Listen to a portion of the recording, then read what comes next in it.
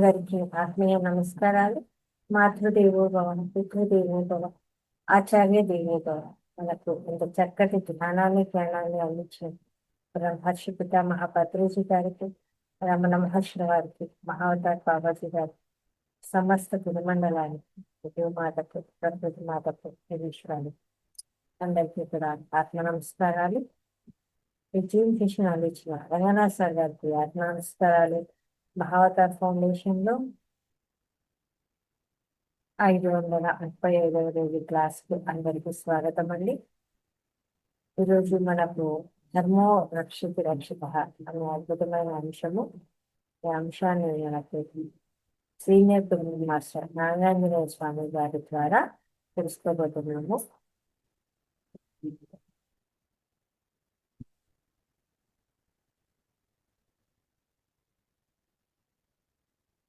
Join అయ్యారా sir?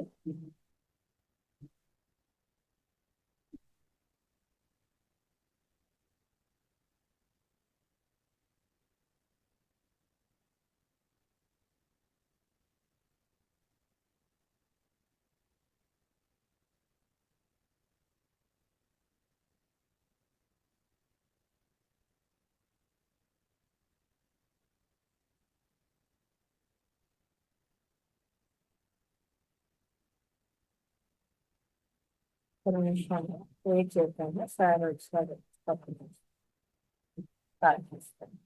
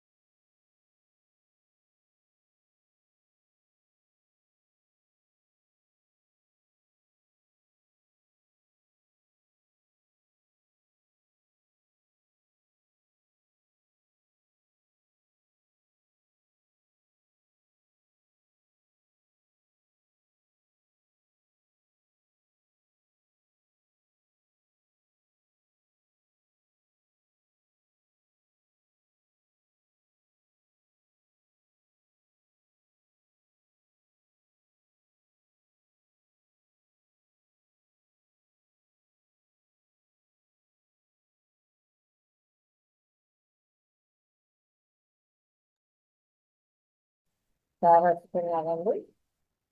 Senior పిల్లల master నాగాంజనేయ స్వామి గారు. సార్ అద్భుతమైన మాస్టర్ అండి. ప్రతి ఒక్కరూ క్లాస్ చెప్తూ ఉంటారు, కానీ ఏదైనా సరే తను ఆచరించి ఆ తర్వాతే చెప్తారు. ప్రతి విషయంలోనూ అన్ని ప్రాక్టికల్ గా చేస్తూ ఉంటారు అనమాట. ఒక ఎక్స్పెరిమెంట్, ఒక అద్భుతమైన శాస్త్రవేత్తగా చెప్పచ్చు సార్. ఈ ప్రతిరోజు మనం డైలీ రొటీన్ ఒకటే విధంగా ఉంటుంది అనుకుంటా. నాకు తెలిసి నాదైతే అలాగే ఉంటుంది. రోజు ఒకటే పనులే ఉంటాయి, కొత్తగా అంటూ ఉండదు. మామూలు క్లాసులు ఉంటాయి, క్లాసులు వింటూ ఉంటాము, ఇంట్లో పనులు చేసుకుంటా ఉంటాము.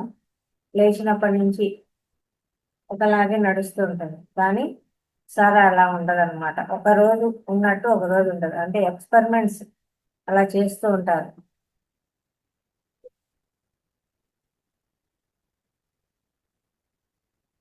ఈ రోజు ఉన్నట్టు ఇంకో రోజు ఉండదు సార్ లైఫ్. అలాంటి ఎక్స్పెరిమెంట్స్ చేస్తూ ఉంటారు అన్నమాట. సార్ సెంట్రల్ గవర్నమెంట్ డిపార్ట్మెంట్ లో జాబ్ చేస్తున్నారు. జాబ్ చేస్తూనే జ్ఞాన ప్రచారం అద్భుతంగా చేస్తూ కొంతమందికి ఆధ్యాత్మిక జ్ఞానాన్ని అందజేస్తూ ఉంటారు. ఎన్నో పుస్తకాలు స్వాధ్యాయం చేస్తూ ఉంటారు. అందులో ఉండే విషయాలు కూడా అధ్యయనం చేస్తూ చక్కగా ప్రాక్టికల్స్ లో చేస్తూ ఉంటారు.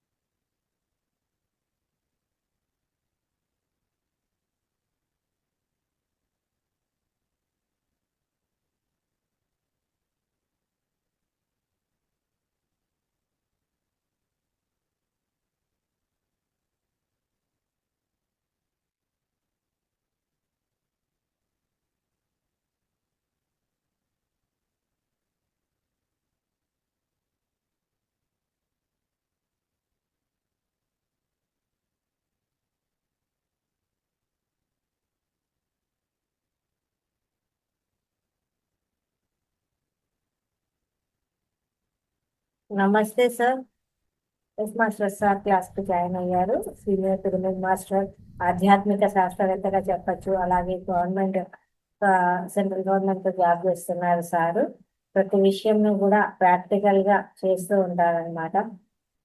అద్భుతమైన మాస్టరు. అందరం కూడా గట్టిగా క్లాస్ చెప్పి సార్కి వెల్కమ్ చెప్తాము. నమస్తే sir, welcome welcome to the session. ఆత్మ ప్రణామాలు మేడం.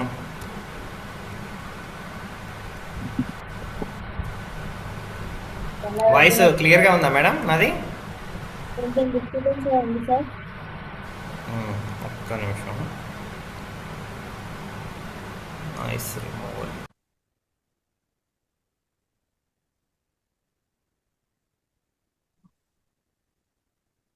మీ వాయిస్ కూడా నాకు కొంచెం లోగా వస్తున్నట్టు అనిపించింది. అవునా? ఇప్పుడు ఓకే మేడం. నాది ఎస్ సార్. నాది బాగానే ఉందా వాయిస్ ఇప్పుడు? Okay sir. Okay okay. ఒక 2 minutes మెడిటేషన్ చేసి మనం స్టార్ట్ చేద్దాం మాస్టర్స్. Sure sir. ఓకే, అందరూ కూడా స్థిర సుఖాసనంలో కూర్చుందాం.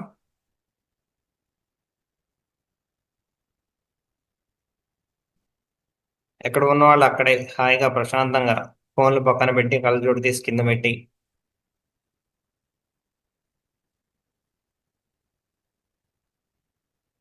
మనల్ని మొత్తం కూడా విస్మరిస్తూ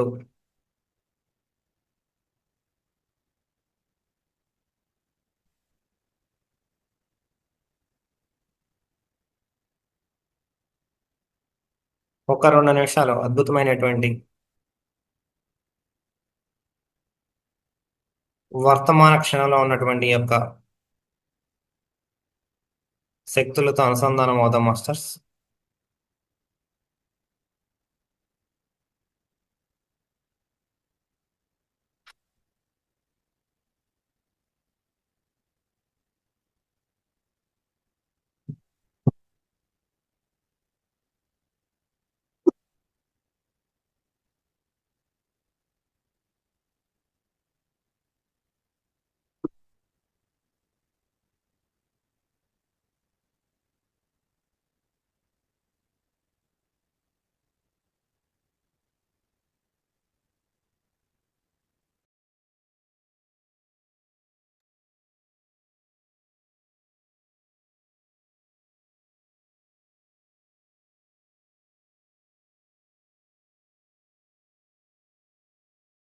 సహజంగా జరుగుతున్న శ్వాసను గమనిస్తూ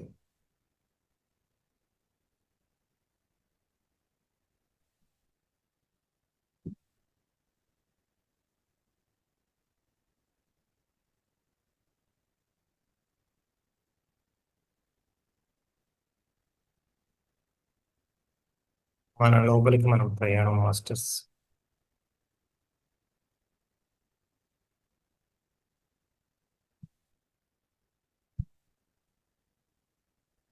అనంతమైనటువంటి కాలచక్రంలో ఎన్నెన్నో జన్మలు ఆత్మ పరిణామ క్రమంలో ఈ క్షణం ఇప్పుడు ఈ ప్రస్తుతం ఎంతో ఒక అద్భుతమైనటువంటి ఒక ఉత్కృష్టమైనటువంటి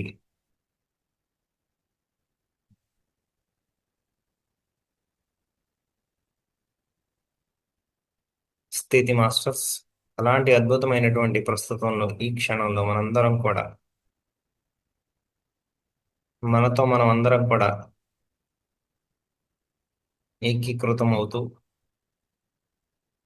మూల చైతన్యపు శక్తితో అనుసంధానం.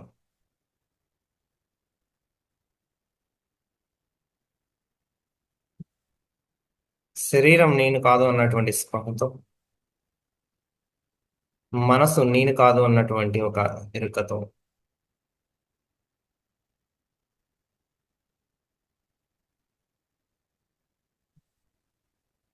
శక్తి చైతన్యపు కలయికలతో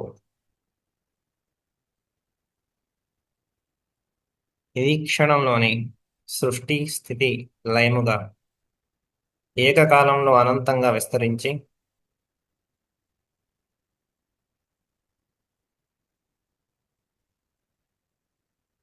అనంత లోకాలలో ఏకకాలంలో సమాంతరంగా పరిణితి చెందుతూ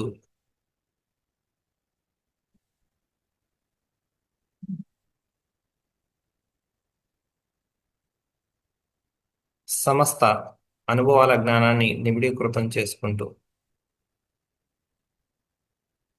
ఆత్మస్థితుల్లో అలరాడుతున్నటువంటి దివ్యాత్మ స్వరూపులు మనందరం కూడా మాస్టర్స్.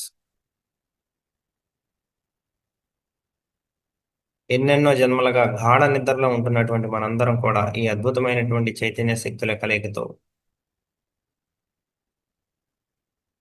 మన యొక్క మూల స్వభావాన్ని గుర్తించేందుకు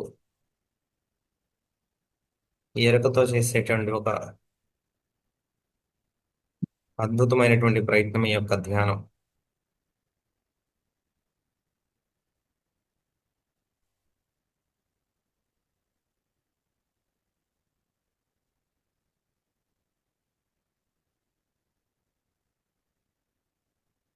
ఆఖరి 5 సెకండ్స్ మాస్టర్స్. 5, 4, 3, 2, 1, 0. ఎవరు కూడా బలవంతంగా కళ్ళు ఓపెన్ చేయరాదు. హాయిగా ప్రశాంతంగా ఎలా అయితే మనం సహజంగా ధ్యానంలోకి ఉపక్రమించామో అంతే సహజంగా ధ్యాన స్థితుల్లోంచి మనం బయటికి వచ్చేవాళ్ళు తమ యొక్క 2 అరచేతులను తీసుకొని కళ్ళ మీద పెట్టుకొని మన చేతి కొసవేళ్ల ద్వారా ఈ యొక్క అద్భుతమైనటువంటి విస్మయ ప్రాణశక్తిని తిరిగి మన లోపలికి ప్రవేశించేలాగా చేసుకుంటూ 2 కళ్ళ మీద పెట్టుకున్నాం.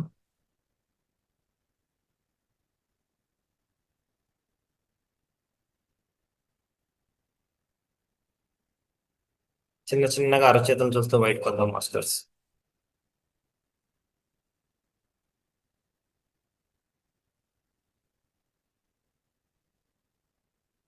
ఇంత అద్భుతమైనటువంటి జ్ఞానాన్ని ధ్యానాన్ని మనకి అందించినటువంటి బ్రహ్మర్షి పితామహ పత్రిజీ గారికి మరియు గురువు గారికి గురువైనటువంటి సదానంద యోగేశ్వర మాస్టర్ గారికి, సశరీరులై మన మధ్య తిరుగుతున్నటువంటి ఎంతో మంది లైట్ వర్కర్స్ కు, హాస్టల్ మాస్టర్స్ కు అందరికి కూడా మనం పంచభూతాలకు, ప్రకృతి మాతకు మనస్ఫూర్తిగా కృతజ్ఞతలు తెలియజేసుకున్నాం masters. Thank you, thank you.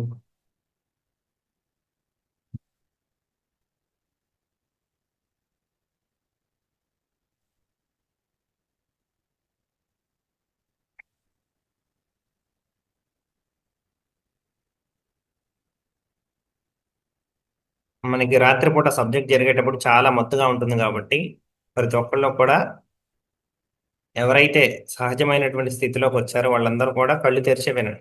వినండి సబ్జెక్ట్. మీరు కళ్ళు మూసుకున్నారంటే ఆ యొక్క శక్తితో అనుసంధానం అయిపోయి అలా చిన్నగా ఆ శక్తిని బ్యాలెన్స్ చేయలేక మళ్ళీ మీరు నిద్రలోకి జారుకునే అవకాశం ఉంటుంది మాస్టర్స్. సో ఎక్కడైనా సరే సబ్జెక్ట్ జరిగేటప్పుడు కళ్ళు తెరిచి వినడానికి ప్రయత్నించండి. ఎందుకంటే మనం ధ్యానం అలవాటుగా చేసే క్రమంలో అలా చిన్నగా మళ్ళీ ధ్యానంలోకి వెళ్ళిపోతూ ఉంటారు. మళ్ళీ ఆ సబ్జెక్టు ఎప్పుడు వస్తుంది అనేది ఎవరు చెప్పలేరు. ఎందుకంటే ప్రకృతి ఇచ్చినప్పుడు మనం తీసుకోవాలి. కాబట్టి ఇక్కడనే కాదు ఎక్కడైనా సరే మనకి సబ్జెక్ట్ జరిగేటప్పుడు మనం తీసుకున్నటువంటి శక్తి మొత్తాన్ని కూడా ఆ యొక్క వినడానికి ఉపయోగించాలి. వినాలంటే ఎంతో శక్తి అవసరం.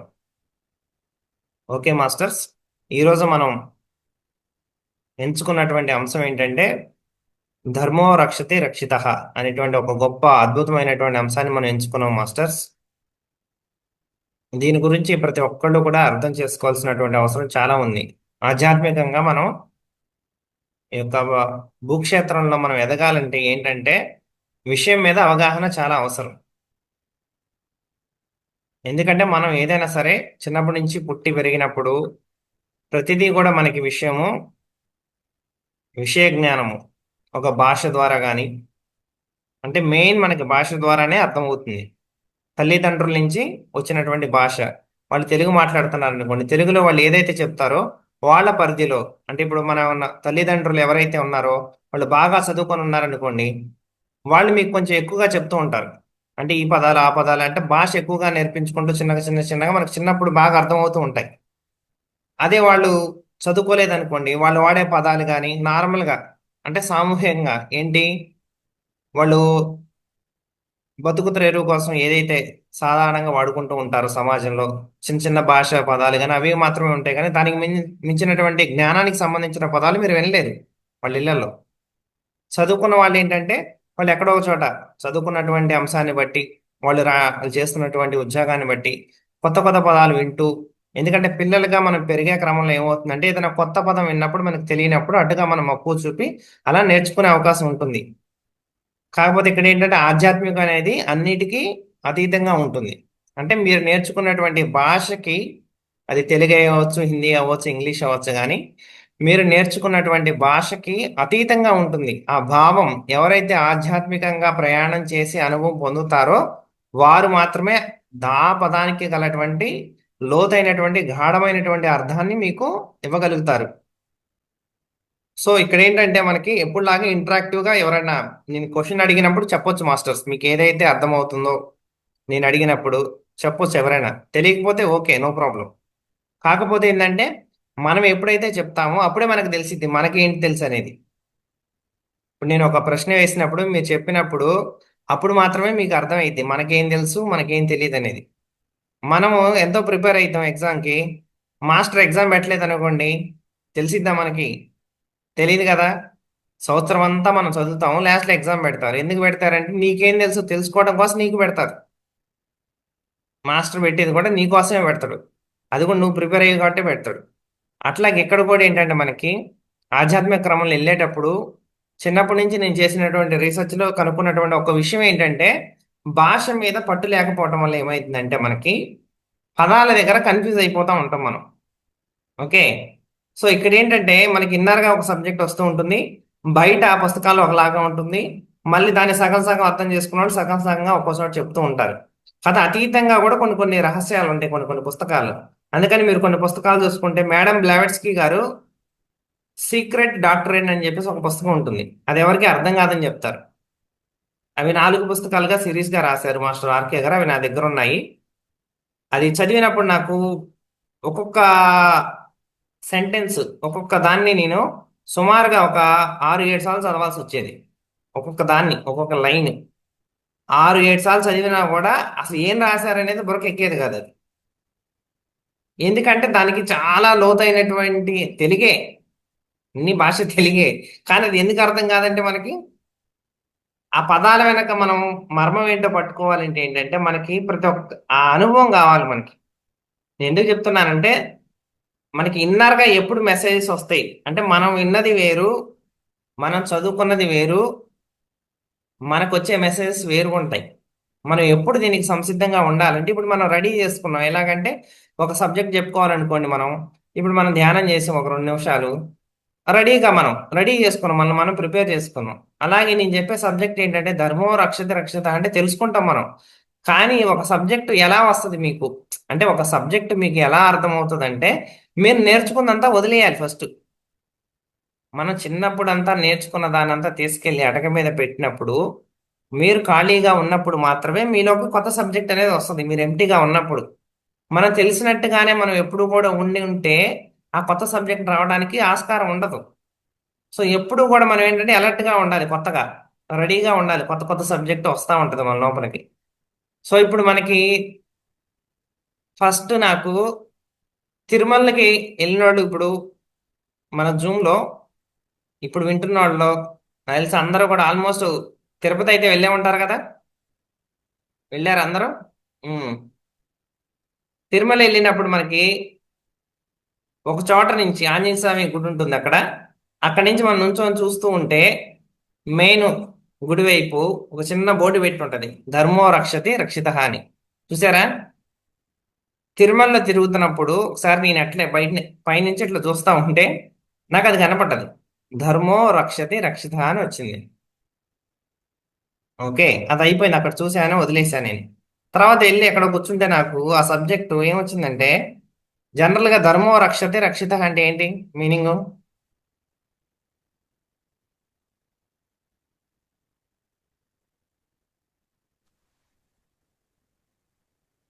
చెప్పండి రాధాకృష్ణ గారు. ధర్మాన్ని మనం రక్షిస్తే ఆ ధర్మం మనల్ని రక్షిస్తుంది సార్. అద్భుతం.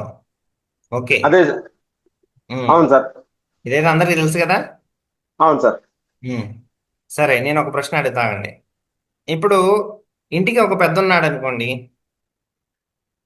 ఇంటికి ఒక పెద్ద ఉంటాడు. ఆ పెద్దోడు ఇంటికి చూసుకుంటా ఉంటాడు అనుకోండి.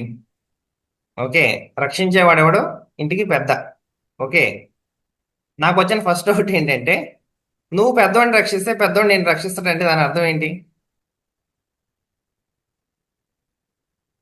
జనరల్ గా ఇప్పుడు ఇంటికి ఒక పెద్ద ఉన్నాడు, నువ్వు పెద్దోడిని రక్షించు, వాడు నిన్ను రక్షిస్తాడంటే దాని అర్థం ఏంటి?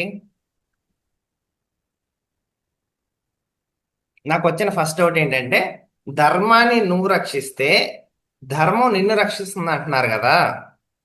ఓకే. ధర్మాన్ని మనం రక్షించడం ఏంటి?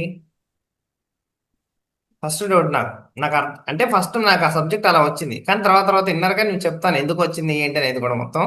ఫస్ట్ డౌట్ ఏంటంటే, ధర్మాన్ని మనం రక్షిస్తే ధర్మం మనల్ని రక్షిస్తుంది అంటున్నారు కదా.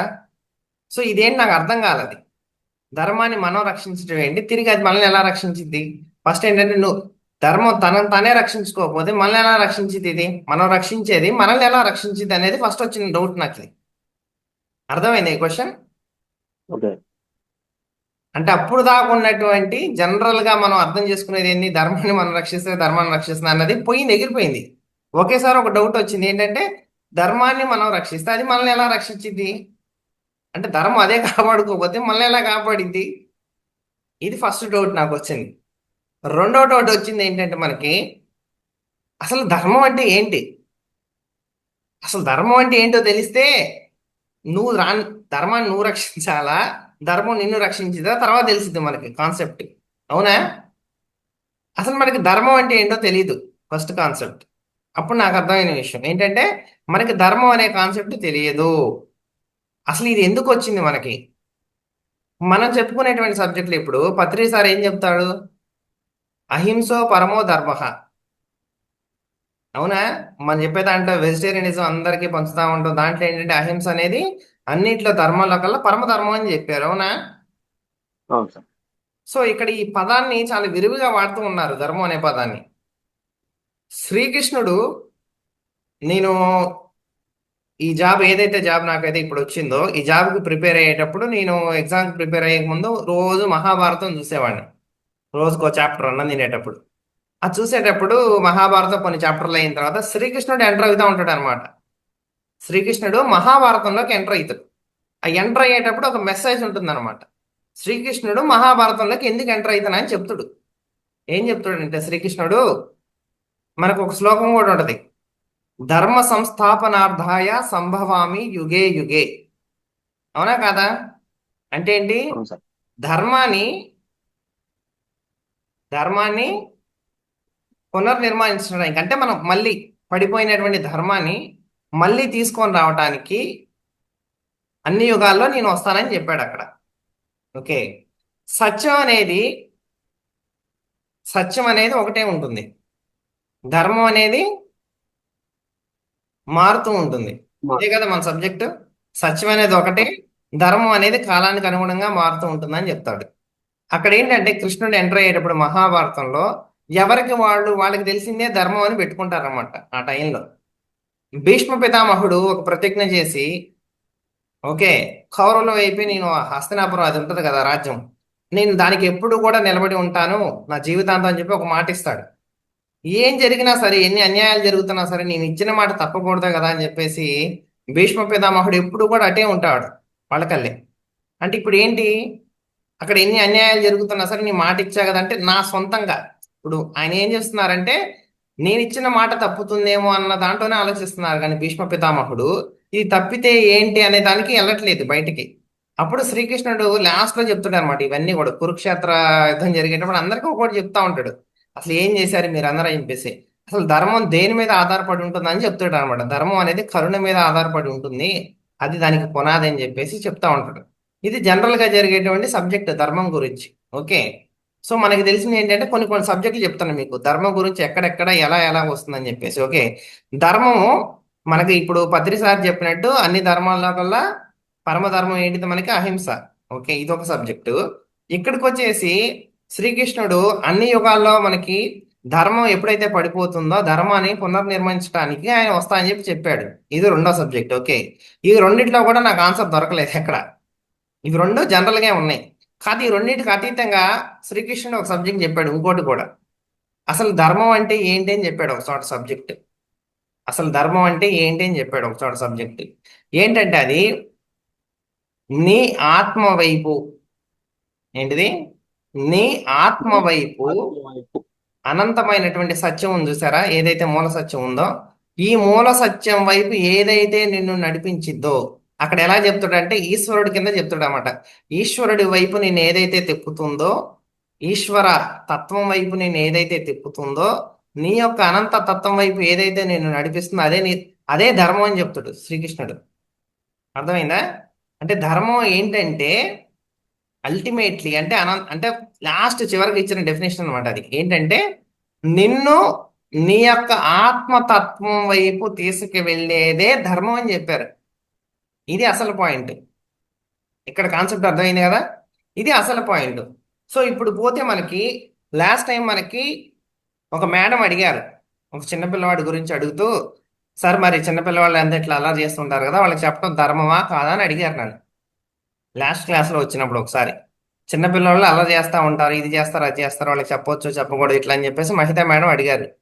అప్పుడు నేను చెప్పాను, ఒక పెద్ద సబ్జెక్ట్ మేడం, ధర్మం అంటే ఏంటి, ధర్మం ఎందుకు వచ్చింది సమాజంలో, అసలు ధర్మంగా ఇప్పుడు మనకి ఈ సబ్జెక్ట్ ఎందుకు ఇంపార్టెంట్ అంటే, మీకు చాలా మంది ధ్యాన సాధన చేస్తూ ఉంటారు, అన్ని ప్రాక్టీస్ చేస్తూ ఉంటారు కదా, చేసినప్పుడు కొన్ని కొన్ని డౌట్లు వస్తూ ఉంటాయి మధ్యలో. దానికి మన వాళ్ళందరూ ఏం ఆన్సర్ ఇస్తారంటే, మేడం మీ ధర్మం మీరు చేయండి, సార్ మీ ధర్మం మీరు చేయండి, మాస్టర్ మీ ధర్మం మీరు చేయండి అని చెప్తా ఉంటాం. అసలు మనకి ధర్మం అనే కాన్సెప్ట్ పర్టికులర్ అంటే డీప్గా అర్థం కాలేదనుకోండి మాస్టర్స్, మనకి అది అర్థం కాదు. సో ఇప్పుడు ఏంటంటే శ్రీకృష్ణుడు చెప్పిన దాని ప్రకారం మనకి ధర్మం అంటే ఏంటంటే మనని అనంతమైనటువంటి సత్యం వైపు తీసుకెళ్లేది ఏదైతే ఉందో అదే ధర్మం ఫస్ట్. ఓకే, ఇప్పుడు పోతే మనకి సమాజంలో ధర్మంగా కొన్ని కొన్ని పెట్టారు పాయింట్స్. అంటే ఏంటి చూడండి చెప్తా. ఇప్పుడు సపోజ్ మన సబ్జెక్ట్లోనే మాట్లాడుకుందాం. ఒక వైఫ్ అండ్ హస్బెండ్ ఉన్నారు, భార్య భర్త ఉన్నారు. భార్య భర్తకి ఏదైతే చేయాలో గృహస్థాశ్రమ ధర్మంలో ఏదైతే చేయాలో అన్నీ కూడా పరిపూర్ణంగా నిర్వర్తిస్తూ అన్నీ చేస్తూ ఉంది. అయినా సరే భర్త ఒప్పుకోవట్లేదు విషయాలన్నీ కూడా. అయినా సరే చికా పెడుతూ ఉన్నారనుకోండి, మనం ఏం చెబుతాం, మేడం మీరేం పట్టించుకోవద్దు. ఒక లెవెల్ దాటిన తర్వాత ఏం చెప్తాం మనం, మీ ధర్మం మీరు చేశారా లేదా అంతవరకు అని చెప్తాం. మనం రోడ్డు మీద పోతా ఉంటాం, ఒక బెగ్గర్ కనిపిస్తాడు, వాడికి సహాయం చేయాలనిపిస్తుంది, మనకి ఎంతో ఇవ్వాలనిపిస్తుంది, మన దగ్గర అంత ఉండదు డబ్బులు. అప్పుడు ఏం చేస్తాం మనం, మనకి తగినంత వరకు మనం ఇస్తాం. అవునా? ₹1, ₹2, ₹10 మనం ఇవ్వగలిగినది ఇస్తాం. దాని తర్వాత నువ్వు బాధపడితే ఎట్లుండిద్ది అది? అవసరం లేదు. నీకు తోచినంత, నీకు చేతనైనంత నీ ధర్మం నువ్వు చేసావా లేదా? అవునా? నీ ధర్మం నువ్వు చేసావు. పిల్లల్ని పెంచుతూ ఉంటారు, పెంచే క్రమంలో వాళ్ళు పత్రిసారి చెప్పారనమాట, ఎవరి మీద కూడా మనకి హక్కు లేదు, నీ పిల్లలు కాదు, నువ్వు పెంచడం వరకే నీ ధర్మం అన్నారు. అవునా? సో ఈ పెంచుతాం మనం, పెంచిన తర్వాత వాళ్ళు ఏ జాబ్ చేయాలి, ఎక్కడ పెళ్లి చేసుకోవాలి, ఎక్కడ స్థిరపడాలి, ఎక్కడ ఏం చేయాలనేది కూడా వాళ్ళంతా కూడా వాళ్ళ యొక్క ఇష్టం. వాళ్ళు ఏ ఫుడ్ తీసుకోవాలి, ఇవన్నీ కూడా ఏంటంటే మనం చెప్తాం, కానీ ఎవరి మీద కూడా ఫోర్స్ చెయ్యం, ఓన్లీ కేవలం చెప్తాం. ఇది ఎందుకు ధర్మం అంటే, ధర్మం అంటే ఇదే ఎందుకు అయిందంటే, నువ్వు సపోజ్ ఇలా చేయకపోతే ఏమైతే చెప్తావు చూడండి. ధర్మం అనేది ఎందుకు పెట్టారు అసలు సంఘంలో, సొసైటీలో ధర్మం అనే కాన్సెప్ట్ అసలు ఎందుకు వచ్చిందనేది చెప్తున్నా నేను. ఇది దీనికి అర్థమైతేనే ఈ లింకులన్నీ అర్థమైతే మనకి. ఇప్పుడు నువ్వు సపోజ్ ఒక భార్య ఉంది, ఫస్ట్ ఎగ్జాంపుల్ చెప్పుకున్నట్టు, ఒక భర్తగా అన్ని పనులు చేసింది, ఇంకా కూడా భర్త అదంటుండి ఇదంటుండే అనుకోండి, ఇవి ఇంకా బాధపడుతూ ఉంటే ఎవరు హింసించుకున్నట్టు, మనల్ని మనమే హింసించుకున్నట్టు కదా ఫస్ట్. అవునా కాదా? రెండవది, వాళ్ళ ఇంట్లో సిచ్యువేషన్ అంతా కూడా ఇంకా ఈ యొక్క నెగిటివ్గా వెళ్ళిపోతూ ఉంటుంది. ఇప్పుడు వాళ్ళని వాళ్ళు హింసించుకుంటూ అక్కడ సపోర్ట్గా ఉన్నా సరే మనం ఇంకా కూడా ఎంత చేసినా కూడా అంతే ఉండటం వల్ల దానివల్ల ఏంటంటే ఆ ఎక్స్పెక్టేషన్ ఏదైతే బుద్ధుడు చెప్పాడు మనకి, మనం అదంతా కూడా నిరాశకి గురి చేసి, మనల్ని ఏదైతే ఆశిస్తున్నాం కదా, మనం ఆశించేదంతా కూడా నిరాశకి గురి చేసి, ఇవన్నీ కూడా ఏమైతాయి అంటే మనము ఎప్పటికీ కూడా మన యొక్క ఆత్మస్థితి అనే కాన్సెప్ట్కి మనం చేరుకోలేము జీవితంలో.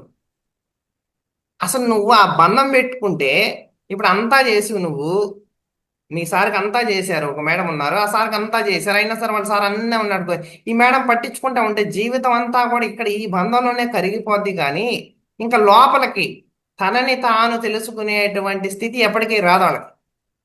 ఒక పిల్లవాడు ఉన్నాడు, వాడిని పెంచుతూ పెంచుతూ నువ్వు వాడిని పెంచావు, వాడిని పెళ్లి చేయాలి, పేరెంటాలు చేయాలి, అమ్మాయిలకి అట్ల దద్ద తీర్చాలి, ఇవన్నీ చేస్తూ ఉంటారు, అన్నీ చేస్తూ ఉంటారు. కానీ ఇంకా ఒక స్థాయికి మించి మీరు వెళ్ళారనుకోండి, అది బంధము వ్యామోహంగా మారిపోయి ఆ బంధం మిమ్మల్ని కృంగదీసిద్ది. అది తీయటంలో ఏమైందంటే అసలు నువ్వు ఆత్మ పదార్థంగా కిందకు వచ్చినోడివి, నువ్వు శరీరంగా మాయలో పడిపోయి, అంటే శరీరంగా మాయలో పడిపోయి బంధము నీకు వ్యామోహంగా మారిపోయి అసలు నీ యొక్క ఆత్మస్థితిని నువ్వు ఎప్పటికీ తెలుసుకోలేవు.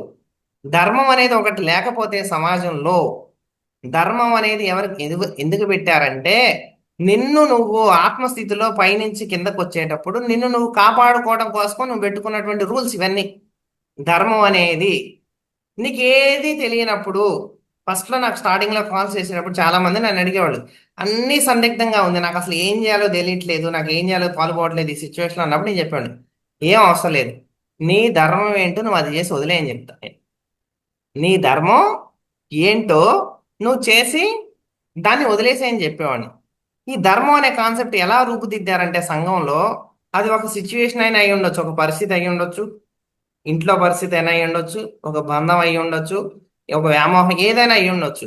మీరు ధర్మాన్ని పట్టుకొని పోతే ఏమవుతుందంటే మీరు ఆత్మస్థితికి దగ్గర అవుతారు. ఓకే, మీరు ఎప్పుడైతే ధర్మాన్ని వదిలేస్తారో అవి మీకు బంధాన్ని తీసుకొచ్చి పెడతాయి. ధర్మాన్ని వదిలేసి మీరు పనులు చేస్తూ ఉంటారు చూసారా, ధర్మంగా సంపాదించమంటారు. ఓకే, ఒకడు ధర్మంగా సంపాదించకపోతే ఏమైంది, వాడయ్యో ఎన్నో అప్పులు చేస్తాడు, లేదా కోట్లు కోట్లు అప్పులు తెచ్చి పెట్టుకుంటాడు, లేదా కోట్లు కోట్లు తెచ్చుకుంటాడు, ఏదో అయింది అదేంటి, మొత్తానికి వాడు అసలు విషయాన్ని మర్చిపోతాడు. ఇంక వాడి జీవితంలో ఆత్మతత్వానికి ఎప్పుడు రాలేడు. ఈ కోట్లాటలు వీటిని దిద్దుకోవడం సర్దుకోవడం వీటిలోనే జీవితం కరిగిపోద్ది. నువ్వు ధర్మంగా సంపాదించు, ₹1 సంపాదించు, ఆ రూపాయి సంపాదించిన దాంట్లో రూపాయలు ₹1 ఖర్చు పెట్టి ₹1 ఇంట్లో పెట్టుకుని నిన్ను అడిగేవాడు ఎవడు ఉండడు. నీకంటూ కొంత సమయం ఉండదా? ఇప్పుడు చూడండి, కోట్లు కోట్లు సంపాదించేవాడు ఒకడు ఉన్నాడు, వాడికి అసలు టైమే దొరకదు. ఓకే, తర్వాత ఇప్పుడు మా ఇంటి దగ్గర ఉన్న వాటిలో కూలి పని చేసుకునేవాళ్ళు ఉంటారు కొంతమంది. కూలి పని చేసుకునేవాళ్ళు, వాడు ₹100 సంపాదిస్తాడు, ₹50 ఖర్చు చేసుకుంటాడు, ₹20 ఇంట్లో వేస్తాడు, ₹30 ఏదో చేస్తాడు. వాడు సాయంత్రానికి చక్కగా కాలు మీద కాలు వేసుకొని పైన మంచం మీద పడుకొని అటు ఇటు ఊగుతూ ఉంటాడు. వాడికి టైం ఉంది ఆలోచించడానికి వాడి గురించి. వాడు ఆకాశానికి వేసి చూసినా వాడు ప్రకృతికి దగ్గరగా ఉంటారు వీళ్ళందరూ. చూడండి, మన ధర్మం ఏంటంటే ప్రకృతికి కనెక్ట్ అయి ఉండటం. ఇవన్నీ కూడా ఏంటంటే మనకి, మీరు ఎప్పుడైతే ధర్మాన్ని వదిలేసి వెళ్తారో, ధర్మాన్ని వదిలేసిన ప్రతి క్షణం కూడా ఏమవుతుందంటే మీరు ఆత్మస్థితికి దూరంగా వెళ్తారు. ఎందుకంటే మనం ఆత్మ పదార్థంగా పైనుంచి కిందకు వచ్చినప్పుడు సమాజం ఏర్పడిందిగా. ఈ సమాజంలో ధర్మం అనేది లేకపోతే, ధర్మం అనేది లేకపోతే మీరందరూ కూడా తెలియకుండానే చిక్కుల్లో పడతారు. ఎలా చిక్కుపడతారంటే ఒక బంధం ఏర్పడిద్ది, ఒక సమస్య ఏర్పడిద్ది, లేకపోతే ఒక సిచ్యువేషన్ ఏర్పడి మీరందరూ కూడా అంటే చిన్నగా ఏమైందంటే అసలైనటువంటి ఆత్మ పదార్థపు స్థితి నుంచి దూరంగా వెళ్ళిపోతూ ఉంటారు. అర్థమైందా? సో ఏ విషయంలోనైనా సరే ఆధ్యాత్మికంగా మీరు ఇప్పుడు ముందుకు వెళ్తూ ఉన్నారు అందరూ. సొసైటీలో మీరు ఎలా జీవించాలి, దేంట్లో ఇరుక్కోకుండా, ఏ సిచ్యువేషన్లో మీరు కూడా ఇరుక్కోకుండా అన్ని కూడా బ్యాలెన్స్డ్గా వెళ్ళాలంటే సింపుల్ ఒక అల్టిమేట్ బ్రహ్మాస్త్రం ఏంటంటే, దేంట్లో అయినా సరే ధర్మంగా నా ధర్మం నేను నిర్వర్తించానా లేదా. మీరు చూడండి, ధ్యానానికి ముందు మీకు ఈ కాన్సెప్ట్ అర్థం కాదు ఎవరికి కూడా. మీరు ఇప్పుడు ధ్యానం చేస్తున్నారు కదా, చాలా మందికి ఈ విషయం అర్థమయ్యే ఉంటుంది. ఇప్పుడు కూడా మీరు ఎప్పుడైనా చెప్పినప్పుడు మీ ధర్మం మీరు చేయండి మేడం అన్నప్పుడు హ్యాపీగా ఉంటుంది మీకు. సార్ నా ధర్మం నేను చేస్తే ఇంకా అయిపోయింది అక్కడ వరకు, సో నాకు ఇప్పుడు ఏ ప్రాబ్లం లేదని చెప్పేవాళ్ళు చాలా మంది ఉన్నారు ఇప్పుడు. ఓకే, అంతకుముందు మనకి అదే విషయం మీకు చెప్తే ధర్మంగా ఉండండి మేడం అంటే ధర్మంగా చేసి కూడా మళ్ళీ ఇరక్కపోతాం మనం.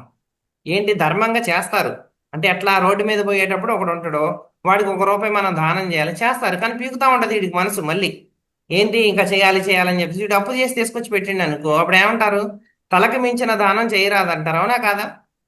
ఎందుకంటారు, మళ్ళీ నువ్వు ఇరక్కపోతావు అక్కడ. ఈ డబ్బు అనేది ఎవరికి ఇచ్చేది కాదు. ఇప్పుడు డబ్బు నువ్వు నేను ఇచ్చానే అనుకుంటాడు. భూమి మీద అసలు నువ్వు సంపాదించేదంటే ఏమీ ఉండదు. ఈ ప్రకృతిలో నుంచి వచ్చేదే కదా ప్రతిదీ కూడా. నువ్వు డబ్బు సంపాదించు, ధనం ఏదైనా బంగారం అయినా ఏదైనా కానీ అసలు నువ్వు సంపాదించేది ఏమైనా ఉంటుందా? కొంతమంది దేవుడికి ఇచ్చా అంటారు, కిరీటాలు ఇచ్చారంటారు, బంగారం ఇచ్చారు. అసలు ఎవరికి ఇవ్వగలుగుతారేడా? అసలు నీది కానప్పుడు నువ్వు ఎట్టెత్తావు? ఈ బంగారం ఇటు సంపాదించా అంటాడు. ఎవరిదా బంగారం? అదంతా ప్రకృతి నుంచి వచ్చింది, అవునా? మళ్ళీ ఆ ప్రకృతికే నువ్వు ఇస్తున్నావు, కానీ నువ్వు ఎట్టయితావు మధ్యలో? సో ఎవరు కూడా ఎవరికి ఇవ్వక, అంటే ఇవ్వటానికి కూడా అసలు అర్హత లేదు మనందరికి కూడా. కానీ మనం ఏంటంటే మనం ఇచ్చేటువంటి స్థితుల్లో ప్రతి ఒక్కళ్ళు కూడా ఇరుక్కుపోతూ ఉంటారు ధర్మం అనే కాన్సెప్ట్ లో వచ్చేసి. సో ఇక్కడ మనము ధర్మో రక్షతే రక్షిత అనుకున్నాం కదా ఫస్ట్ అడిగిన క్వశ్చన్. ఇప్పుడు ధర్మం గురించి మనకి లైట్ గా అర్థమైంది. ఏం అర్థమైందంటే సమాజంలో ధర్మం ఎందుకు పెట్టారంటే ఆత్మస్థితి కోసం. అసలు పెట్టిన ధర్మం ఏంటి? ఆత్మస్థితి కోసం. దాంట్లో శాకాహారం అహింసో పరమో ధర్మ. ఒరే నువ్వు శాకాహారి అయితేనే ఫస్ట్ నీ ఆత్మస్థితికి వెళ్తావు నువ్వు. అహింసో పరమో ధర్మ. అర్థమైందా? నువ్వు ఎప్పుడైతే శాకాహారం తీసుకుంటావు అదే పరమధర్మం.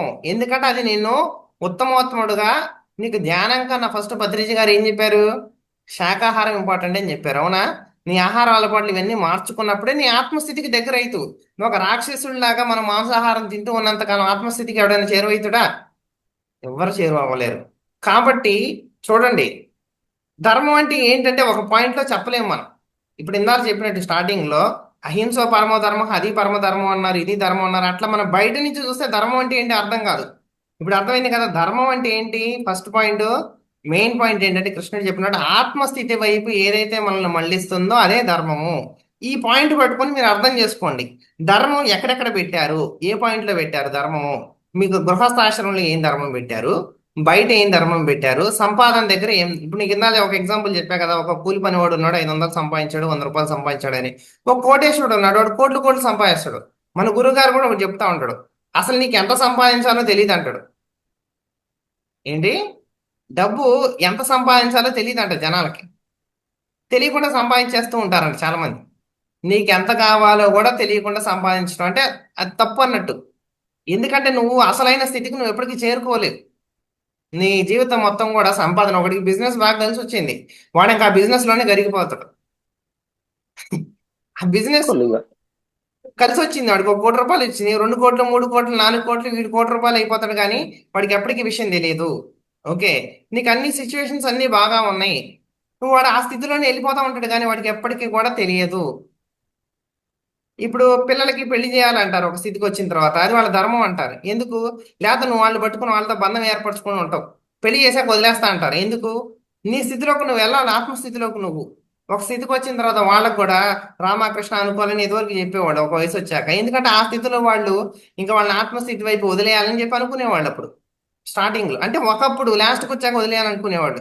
కానీ అసలు ఏంటంటే మనకి స్థితి, నువ్వు గృహస్థాశ్రమంలో నీ ధర్మం నువ్వు చక్కగా నిర్వర్తిస్తే, గృహస్థాశ్రమంలో నీ ధర్మం నువ్వు చక్కగా నిర్వర్తిస్తే, వాళ్ళకి పెట్టాలి, పెట్టు, చేయాలి, చేసే, ఒకటికి డబ్బు ఇచ్చి వాడు ఇవ్వలేదనుకో, నీ ధర్మం నువ్వు, నీకు తెలిసిందంతా నువ్వు ధర్మంగా చేసుకుంటూ పోతూ ఉన్నావు.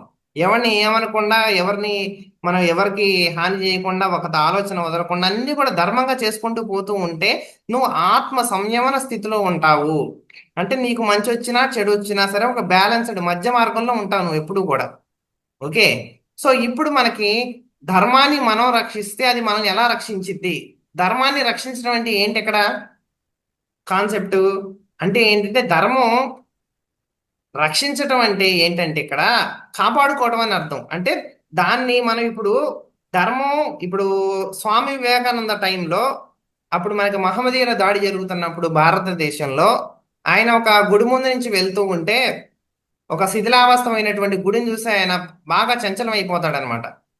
చూసి లోపలికి వెళ్ళిపోయి ధ్యానంలో కూర్చొని ఒక 2 గంటల తర్వాత అమ్మవారి ప్రత్యక్షం అయినప్పుడు అడుగుతాడు అనమాట అమ్మవారిని, అమ్మా ఈ చాలా శిథిలమైనటువంటి ఈ గుడి ఉంది కదా, ఇప్పుడు ధ్వంసం అయిపోయింది మహమ్మదీయుల దాడిలో, మరి నిన్ను నువ్వే రక్షించుకోకపోతే మమ్మల్ని ఏం రక్షిస్తావమ్మా అని అడుగుతాడు ఆ అమ్మవారిని. అర్థమైందా? ఇప్పుడు నీకు గుడి కట్టించారు, మొత్తం పూజలు చేస్తున్నారు, అన్ని చేస్తున్నారు, వచ్చారు వాళ్ళు దాడి చేశారు, మరి నిన్ను నువ్వే రక్షించుకోకపోతే మమ్మల్ని ఎలా రక్షిస్తావమ్మా అని అడిగాడు. అడిగితే అమ్మవారు ఏం చెప్పిందంటే ఫస్ట్ అసలు గుడి ఎవరు కట్టారని అడిగింది. గుడి ఎవరు ఎవరు కట్టారు? కట్టారు? నేను కట్టమంటే గుడి కట్టారా, మీ అంతా మీరు కట్టారా అని అడిగింది గుడి. ఎవరు కట్టారు? మానవులే గుడి కట్టుకున్నారు. అప్పుడు రక్షించుకోవాల్సిన పరిస్థితి ఎవరిది అని అడిగింది. మా అంటే మానవులదే అని చెప్తాడు. ఇది సరేనమ్మా, ఇదైతే ఓకే. కానీ అనంతమైనటువంటి శక్తి స్వరూపం నువ్వు కాబట్టి మరి నీకు రక్షించేది కూడా ఉంది అమ్మా ధర్మం అని అడుగుతాడు అన్నమాట. అప్పుడు ఆమె ఏం చెప్పి తెలుసా? నా ధర్మం ఉంది, కానీ ఎప్పుడో తెలుసా, నన్ను పిలిచేవాళ్ళు పిలిస్తే నేను వస్తా అని చెప్పింది. నన్ను పిలిచేవాళ్ళు లేడయ్యా భూమి ఇక్కడ అని చెప్పింది. నువ్వు ఇప్పుడు ధ్యానంలో కూర్చున్నావు, 2 గంటలు ధ్యానం చేసావు, ఆ స్థితిలోకి వచ్చి నన్ను పిలిచావు. నేను వచ్చి నీకు పలికా కదా ధర్మంగా, పలికానా లేదా? అలా నీలాగా పిలిచేవాళ్ళు ఉండి ఉంటే నేను వచ్చేదాన్ని అని చెప్పింది అనమాట అమ్మవారు. అర్థమైందా? నీలాగా పిలిచేవాళ్ళు లేక ఇది ధ్వంసమైంది ఈ గుడి అని చెప్పింది. ఇప్పుడు చూడండి, కొన్ని చోట్ల ఇదే మహమ్మదీయుల దాడి జరిగేటప్పుడు కొన్ని చోట్ల కొంతమంది సిద్ధపురుషులు ఉన్నారు. వాళ్ళు ఉన్నప్పుడు అక్కడ ఒక్క ఇంచ కూడా జరగలేదు ప్రమాదాలు. మీకు తెలిసే ఉంటాయి ఈ స్టోరీలు. కర్ణాటకలో కానీ ఇంకా కొన్ని చోట్ల స్టోరీలు ఉన్నప్పుడు అక్కడ వాళ్ళు రక్షించుకున్నారు అక్కడ. అంటే ఇక్కడ అర్థం ఏంటి చూడండి, ఆ గుడిని నువ్వు కట్టుకున్నావు మానవుడిగా, ఓకే. నువ్వు అమ్మవారిని పిలిచేటువంటి స్థితిలో నువ్వు ఉండి కనుక పిలిస్తే కనుక ధర్మంగా అమ్మవారు వచ్చేది కాపాడేది. నీకు ఆ స్థితి లేనప్పుడు ఎవరు కాపాడుకోవాలి? ఆ గుడిని కట్టినప్పుడు నువ్వే కాపాడుకోవాలి. అక్కడ మనం ఏమనుకుంటాం, చాలా మంది చెప్తూ ఉంటారు కదా, ఇది అట్లా గుడి కట్టారు వాళ్ళే కాపాడుకోలేనటువంటి వాళ్ళు మిమ్మల్ని ఏం కాపాడుతారంటారు. అవునా? ఇక్కడ కూడా మనకి ధర్మాన్ని మనం రక్షిస్తే అది మనం ఎలా రక్షించిందంటే, ధర్మం అనేది నశించేటప్పుడు, అంటే నశించడం అంటే ఏంటి, ఆత్మస్థితికి దూరంగా వెళ్ళిపోతున్నారు ప్రతి ఒక్కళ్ళు కూడా. ఏంటి, శాకాహారాన్ని మానేసి మొత్తం కూడా మాంసాహారం తింటూ విచ్చలవిడిగా అందరూ చేసుకుంటూ సమాజంలో ధర్మానికి అతీతంగా అన్నిటికీ వెళ్తూ ఉన్నప్పుడు ఏంటంటే, ఆ కృష్ణావతారం ఏదైతే సంభవామి యుగే యుగే అన్నారో, ఇప్పుడు మనకి బుద్ధుడు కూడా అదే చెప్పాడు. మైత్రేయ బుద్ధగా నేను 2500 సంవత్సరాల తర్వాత మళ్ళీ వస్తాను నేను. ఓకే. ఈ యొక్క మొత్తాన్ని ధర్మాన్ని కూడా మళ్ళీ కూడా వాళ్ళు ఎప్పటికప్పుడు సెట్ చేయడానికి వస్తా ఉంటారు. అంటే ఆ కాలంలో ఉన్నది వేరు, ఈ కాలంలో ఉన్నది వేరు. ఓకే. సో ఇప్పుడు ఏంటంటే మనకి ధర్మాన్ని రక్షించుకోవడం అంటే ఏంటంటే, ధర్మాన్ని నువ్వు రక్షిస్తే అది నేను ఎలా రక్షిస్తా అంటే, నువ్వు ధర్మాన్ని ఫాలో అవటమే దాన్ని రక్షించడం ఇక్కడ మీనింగ్. నువ్వు వెళ్ళి రక్షించడం అంటే కాపాడటం అంటే అది కాదు. నువ్వు ధర్మాన్ని ఫాలో అవుతున్నారు. మీరు అందరూ ఇప్పుడు శాకాహారం ఫాలో అవుతున్నారు కదా. శాకాహారం తింటూ తింటూ మీరు ఏం చెప్తున్నారు? శాకాహార ప్రచారానికి వెళ్తున్నారు బోర్డులు పట్టుకొని. అవునా కదా? శాకాహార ప్రచారానికి వెళ్ళినప్పుడు శాకాహారం అమృతాహారం, శాకాహారం యోగుల ఆహారం, శాకాహారం మనందరి ఆహారం, దేవుళ్ళ ఆహారం అని చెప్పి అందరికీ ప్రచారం చేస్తున్నావా లేదా? మన ధర్మాన్ని నిర్వర్తిస్తూ ధర్మాన్ని ప్రచారం చేస్తున్నావా లేదా? అందరం కూడా ధర్మాన్ని చిన్నగా కాపాడటం ద్వారా, అంటే ధర్మాన్ని మళ్ళీ మనం కాపాడటం ద్వారా ఏమైందంటే, అందరూ శాకాహారులు అయిపోయారు, అందరూ ధ్యానులు అయిపోయినప్పుడు చివరికి అది ఎవరికి ఉపయోగపడిద్ది? మనకే ఉపయోగపడిద్ది. అది నువ్వు ధర్మాన్ని కాపాడుతూ ఉంటే ఇప్పుడు దానివల్ల ఏమైందంటే, నువ్వు నీ ఆత్మస్థితికి తొందరగా వెళ్ళిపోతావు. అర్థమైందా? నువ్వు ధర్మ ప్రచారం చేసు, నువ్వు బయటికి వెళ్ళు, ధర్మాన్ని రక్షించడం అంటే ఇది కాన్సెప్ట్ అక్కడ. అంటే నువ్వు ధర్మాన్ని ఎప్పుడైతే దాన్ని బాగా ధర్మ మార్గంలోకి వచ్చి ధర్మాన్ని ప్రచారం చేస్తూ ఆ ధర్మాన్ని నువ్వు కాపాడటం అంటే దాన్ని ప్రచారం చేస్తూ దాన్ని అంతా ఇంకా విస్తృతం చేయటం. అంటే ఒక దాన్ని శిథిలం అయిపోతున్న దాన్ని బాగా ఇప్పుడు కింద పడిపోతుందని గట్టిగా పట్టుకున్నావు అనుకో, కాపాడినట్టే లేదా? ధర్మం అనేది నశిస్తూ ఉంది అంచెలంచెలుగా కలియుగంలో. దాన్ని నువ్వు ఒక్కసారిగా పత్రిజీ గారు చేంజ్ చేశారు. ఊరు వాడ తిరిగి 40 సంవత్సరాలు మొత్తం అందరికీ ధ్యానం నేర్పించి ధర్మాన్ని మళ్ళీ లేపారా లేదా? కాపాడారా లేదా? అంటే మానవులు తినాల్సినటువంటి ఆహారం ఇది కాదురా నాయన, అంటే మాంసాహారం కాదు శాకాహారం నువ్వు తినాలని చెప్పేసి ఆ పడిపోతున్నటువంటి ధర్మాన్ని మొత్తాన్ని నిలబెట్టారా లేదా? ఆ ధర్మాన్ని రక్షిస్తున్నారా లేదా? రక్షించడం అంటే ఆ పడిపోతున్నటువంటి దాన్ని కాపాడినప్పుడు ఏమైందంటే, ఆ కాపాడటం ద్వారానే, దాని యొక్క ప్రభావం ద్వారానే మనందరం కూడా మనలో చైతన్యం అనేది విస్తృతం అవుతుంది. అంటే ధర్మాన్ని నువ్వు అలా రక్షించడం ద్వారా దాని యొక్క శక్తి చైతన్యపు స్థాయిల్లో మనందరం కూడా మన ఆత్మస్థితికి దగ్గర అవుతూ ఉంటాం. అర్థమైందా? సో మెయిన్ కాన్సెప్ట్ ఏంటంటే, మనకి ఎక్కడైనా సరే, మనకి సమాజంలో మీకు ఎక్కడ ఏ పాయింట్ ఆఫ్ టైంలో అయినా సరే, మీకు ఎక్కడైనా సరే ఒక సిచ్యువేషన్ అర్థం కానప్పుడు, సమాజానికి సంబంధించి నేను చెప్తున్నా మళ్ళీ, సమాజంలో మీకు ఎక్కడైనా సరే ఒక సిచ్యువేషన్, అది ఇంట్లో అయినా అవ్వచ్చు, బయట అవ్వచ్చు, ఎక్కడైనా సరే మీకు ఒక విషయం అర్థం కానప్పుడు, ధర్మం ఇది అని చెప్పి కొన్ని నిర్దేశింపబడి ఇచ్చారు ఆల్రెడీ ఋషులు కానీ వీళ్ళందరూ కొంతమంది కొన్ని పాయింట్స్ చెప్పారు. ఇది ధర్మం అన్నప్పుడు అది చేసుకుంటూ పోతే చాలు. మీరు ఎక్కువ చేయాల్సిన అవసరం లేదు. మీ సొంతంగా మీరేం పెట్టాల్సిన అవసరం లేదు. వాళ్ళు ఆల్రెడీ నిర్దేశించి చెప్పారు. ఆల్రెడీ ఇది ధర్మం, నువ్వు ఇక్కడ పోకూడదు, ఇది చేయాలి, ఇది చేయాలి అని చెప్పి చెప్పారు. సో కాలానుగుణంగా చిన్నపిల్లగా ఉన్నప్పుడు ఒక ధర్మం ఉంటది. అది ఆత్మస్థితికి తీసుకెళ్లాలంటే చిన్నపిల్లడికి ఒక ధర్మం ఉంటది. ఓకే. నువ్వు పెద్ద అయినప్పుడు పెద్దోడికి ఒక ధర్మం ఉంటది, వాడు ఆత్మస్థితికి వెళ్ళాలంటే. అలాగే కాలానికి అనుగుణంగా ఒక ధర్మం మారుతా ఉంటది. ఎందుకు మారిద్ది ధర్మం అంటే ఇందుకే మారిద్ది. ఎందుకంటే కాలానికి అనుగుణంగా ప్రకృతి పరిస్థితులు ఇవన్నీ మారినప్పుడు దానికి అనుగుణంగా మనం ఫాలో అయితేనే ఆత్మస్థితికి వెళ్ళగలుగుతాం. లేదంటే మనం వెళ్ళలేం. చిన్నప్పుడుగా ఉన్నప్పుడు చెప్పిన స్టోరీ నీతి కథలు పెద్ద అయ్యాక చెప్తే వింటారా? వాళ్ళకి ఫస్ట్ నీతే చెప్పాలి, కథ అవసరం లేదు. అవునా? చిన్నప్పుడు కథ చెప్పి కథలో నీతి పెట్టిస్తాం. ఉమ్, బన్ను మధ్యలో మనం అది పెట్టినట్టు, కోవా పెట్టినట్టు. వాడు మొత్తం బన్ను తిన్నాక వాడు లోపల అర్థమైంది దీంట్లో కోవా ఉందని. ఇప్పుడు ఏంటంటే పెద్దగా అయ్యే కొద్దీ విషయం కావాలి వాళ్ళకి ఒకేసారి. సో ఇక్కడ కూడా ఏంటంటే మనము ధర్మం అనే సబ్జెక్ట్ ఏంటంటే మీకు కాలానుగుణంగా మారుతూ ఉంటుంది. రెండు, ధర్మం అంటే నీకు సంబంధించింది కాదు ఎప్పుడు కూడా. బాగా గుర్తుపెట్టుకోండి. ధర్మం అనేది నీకు సంబంధించింది కాదు. ఆత్మస్థితి వైపు ఎప్పుడు గుర్తుపెట్టుకోవాలి. అంటే ఏంటంటే ఆత్మస్థితి వైపు ఏదైతే మనల్ని తీసుకెళ్ళగలుగుతుందో అది ఎదుటి వాళ్ళకైనా మనకైనా సరే. ఇప్పుడు భీష్మ పితామహుడు ఒక శపథం పెట్టి కూర్చున్నాడు అక్కడ. ఏంటి, నేను కౌరవులకి ఆ యొక్క రాజ్యానికి నేను సపోర్ట్ ఇస్తా అని చెప్పేసి. మనకి ద్రౌపది వస్త్రాభరణం జరుగుతుంది, ద్రోణాచార్యులు ఉన్నారు అక్కడ. అవునా? గురువులు ఉన్నారు. వీళ్ళందరూ కూడా ఎందుకు సపోర్ట్ చేయలేదు? వాళ్ళు ఎంచుకున్నటువంటి ధర్మానికి నిలబడి ఉన్నారు. కానీ అక్కడ ఒక ఆత్మ, చూడండి, అక్కడ ఒక స్థితి, ఒక మహిళ తను అక్కడ జరుగుతున్నప్పుడు వాళ్ళు నిలబడి ఉన్నారనుకోండి, అది లోపల ఆత్మస్థితి ఏం చెప్తుంది? ద్రోణాచార్యుడికి కాపాడు. చెప్పిద్ది. చూడండి, ద్రోణాచార్యుడికి చెప్పిద్ది. ఆయనకి మనకి భీష్మ పితామహుడు కూడా చెప్తానే ఉంటది ఇక్కడ అన్యాయం జరుగుతుంది అని చెప్పి.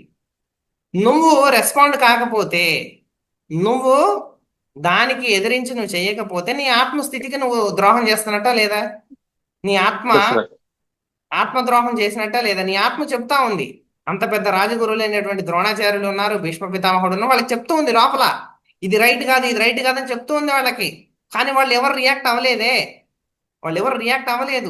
ఏది ధర్మం అనుకున్నారు? వాళ్ళు ఏదైతే చెప్పారో, వాళ్ళు పెట్టిన శపథమే ధర్మం అనుకున్నారు. అది కాదు ధర్మం.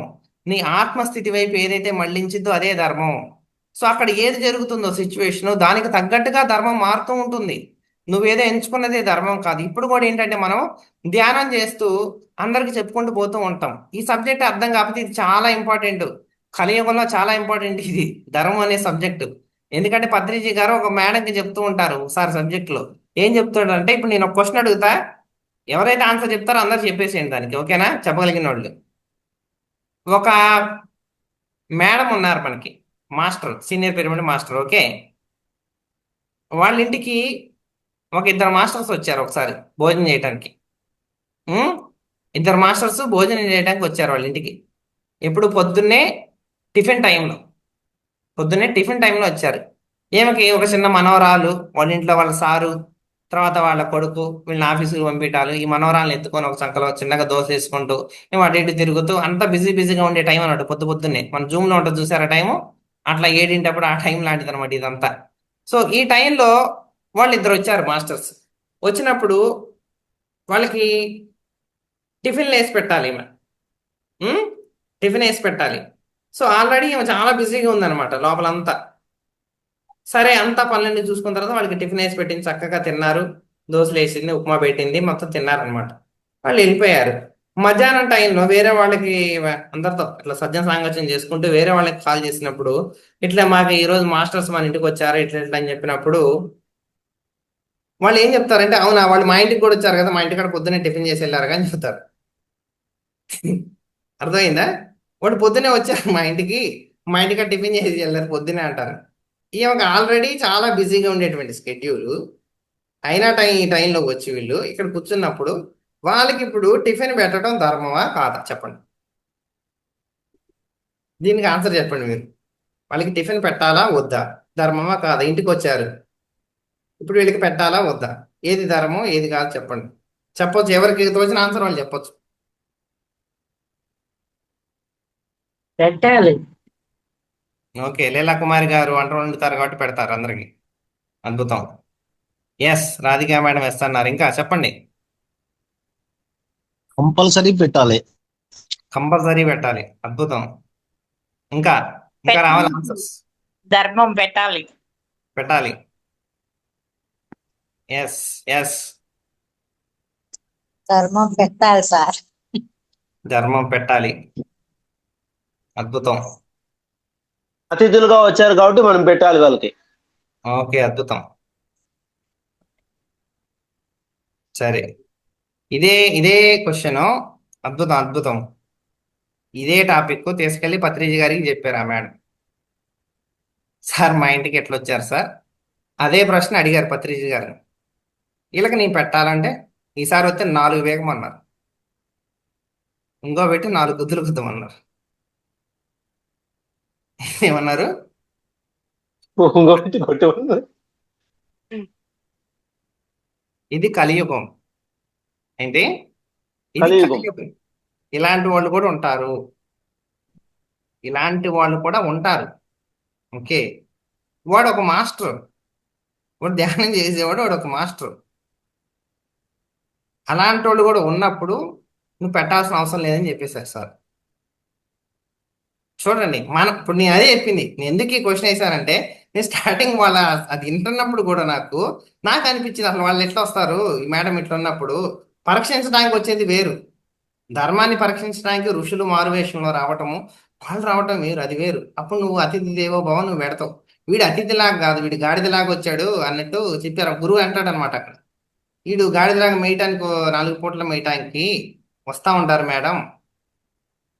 నాకు ఆ క్లిప్ దొరికితే మీకు పెడతా కొన్ని. అది ఎక్కడైనా చూసి నేను ఖచ్చితంగా పెడతా, మీరు వినండి. కొన్ని చోట్ల ఒక్కొక్క చోట, ఎందుకంటే పర్టికులర్గా జరిగిందంతా చెప్పరు కదా అన్ని చోట్ల వీడియోల్లో. ఒక్కొక్క చోట కొంచెం కొంచెం చెప్తారు, ఒక్కొక్కసారి మొత్తం చెప్తారు వీడియోని బట్టి. సో నాకు అది దొరికితే చెప్తా నేను. అది విన్నప్పుడు చూడండి, మనకి తెలిసిన ధర్మం ఏంటి? అతిథి దేవో భవ, ఇవన్నీ మనం అనుకుంటాం కదా, అవునా? నేను అందుకే అడిగింది మిమ్మల్ని ఈ క్వశ్చన్. కాలానికి అనుగుణంగా ధర్మం మారుతుంది. ఏంటి? కాలానికి అనుగుణంగా. అక్కడ ధర్మం ఏంటి? వాడిని 4 బీకితేనే వాడు ఆత్మస్థితికి వెళ్తాడు. వాడు పెంచి పోషిస్తుంటే వాడు వెళ్తాడా? మీరు చెప్పండి.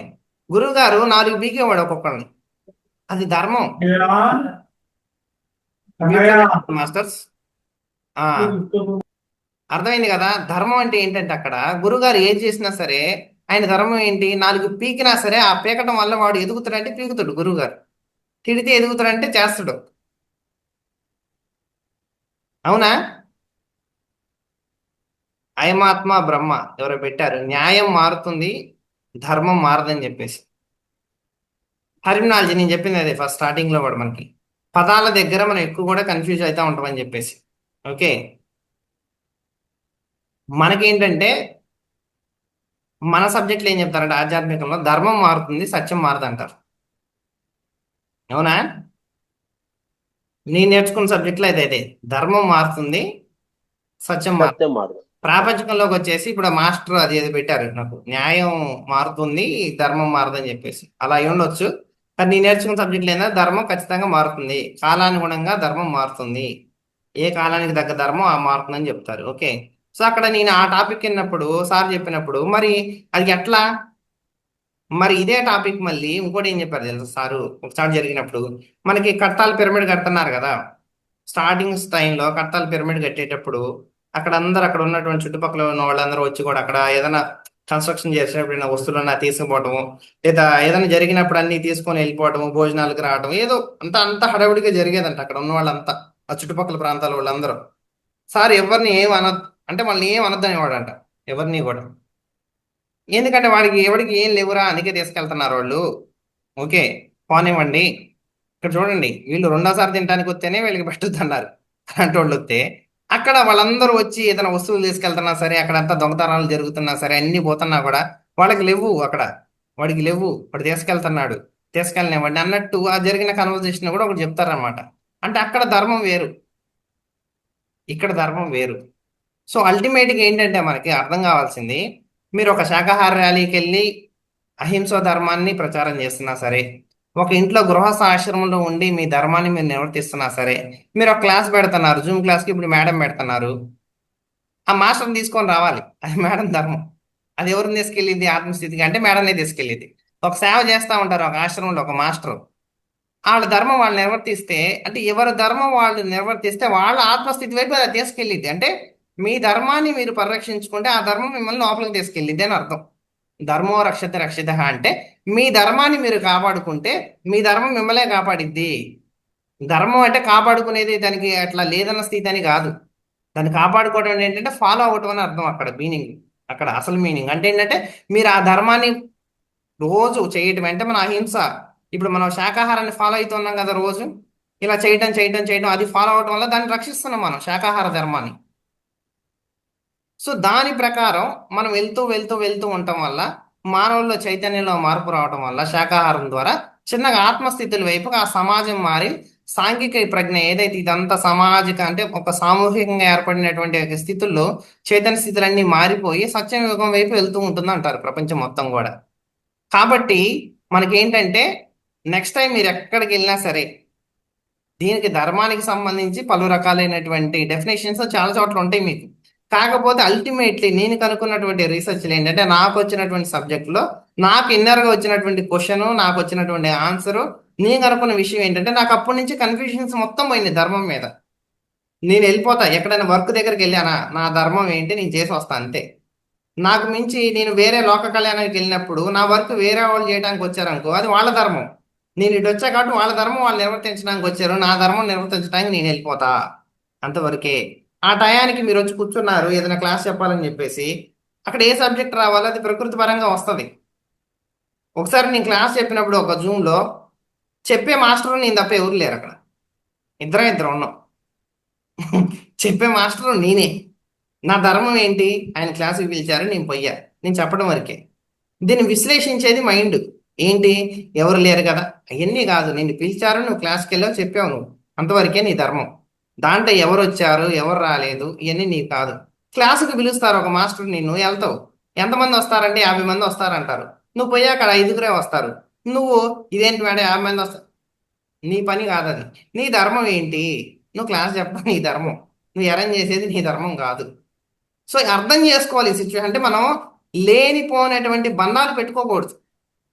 ఎక్కడా కూడా ఒక ఒక్క ఇంచు కూడా మనకి ధర్మానికి 1 ఇంచు అవతలేసినా సరే బంధం ఏర్పడింది. ధర్మం అంటే ఏంటో తెలియనప్పుడు ధర్మానికి 1 అడుగు అవతలేసినా బంధం ఏర్పడతా ఉంటది చిన్నగా, మనసు వచ్చేసిద్ది. ధర్మాన్ని దాటి పనిచేసేది మనసు, ధర్మం యువతలు పనిచేసేది మొత్తం కూడా ఆత్మస్థితి వైపు ఉండేది. అంటే ఆత్మస్థితుల్లో మీరు ఎప్పుడు ఉంటున్నారో ఆ శక్తి ఉంటుందో మీరు ధర్మం చెప్పంగానే చేసుకుంటూ పోతా ఉంటారు ఈజీగా. మీరు ధర్మం చేస్తున్నా ఆత్మస్థితికి దగ్గర అవుతారు, మీరు ఆత్మస్థితికి దగ్గరగా వస్తున్నా ధర్మాన్ని చేయగలుగుతారు ఈజీగా, అదే ధర్మం అయిపోద్ది. అట్లా అట్లా అట్లా చిన్నగా చిన్నగా చిన్నగా చిన్నగా ఏంటంటే మీ జీవితంలో ప్రతి ఒక్క విషయంలో కొన్ని కొన్ని విషయాల్లో మీకు అసలుకి ఏ డెసిషన్ అంటే ఏ నిర్ణయం తీసుకోవాలో అర్థం కాదు, మీకు ఏం అర్థం కాదు. ఒక సిచ్యువేషన్ ఇరకపోయినట్టు అనిపిస్తుంది, అది ఒక ఫ్యామిలీ సిచ్యువేషన్ అయినా డబ్బు దగ్గర, మీకు అసలు ఏం అర్థం కాదు. మీరు హ్యాపీగా ఉండగలగాలంటే, అంటే మీరు స్థిరంగా ఉండగలగాలంటే నా ధర్మం నేను చేశానా లేదా, నా ధర్మం నేను చేశానా లేదా అన్నది మీ పాయింట్ మీకు అర్థమైంది అనుకోండి. ఇది ఎంత బాగా అర్థమైద్దో మీకు ఈ విషయం, ధర్మం అంటే ఏంటనేది ఎంత బాగా అర్థమైద్దో, అసలు ధర్మం అనేది ఎందుకు పెట్టారు సంఘంలో, ధర్మం అంటే ఏంటి, ధర్మం ఎందుకు ఆత్మస్థితి వైపు మనల్ని తీసుకెళ్తుంది, ధర్మాన్ని దాడితే ఎలా బంధం ఏర్పడుతుంది అన్న విషయం మీకు ఎప్పుడైతే అర్థమైందో అప్పుడే మీరు ఫాలో అవ్వగలుగుతారు.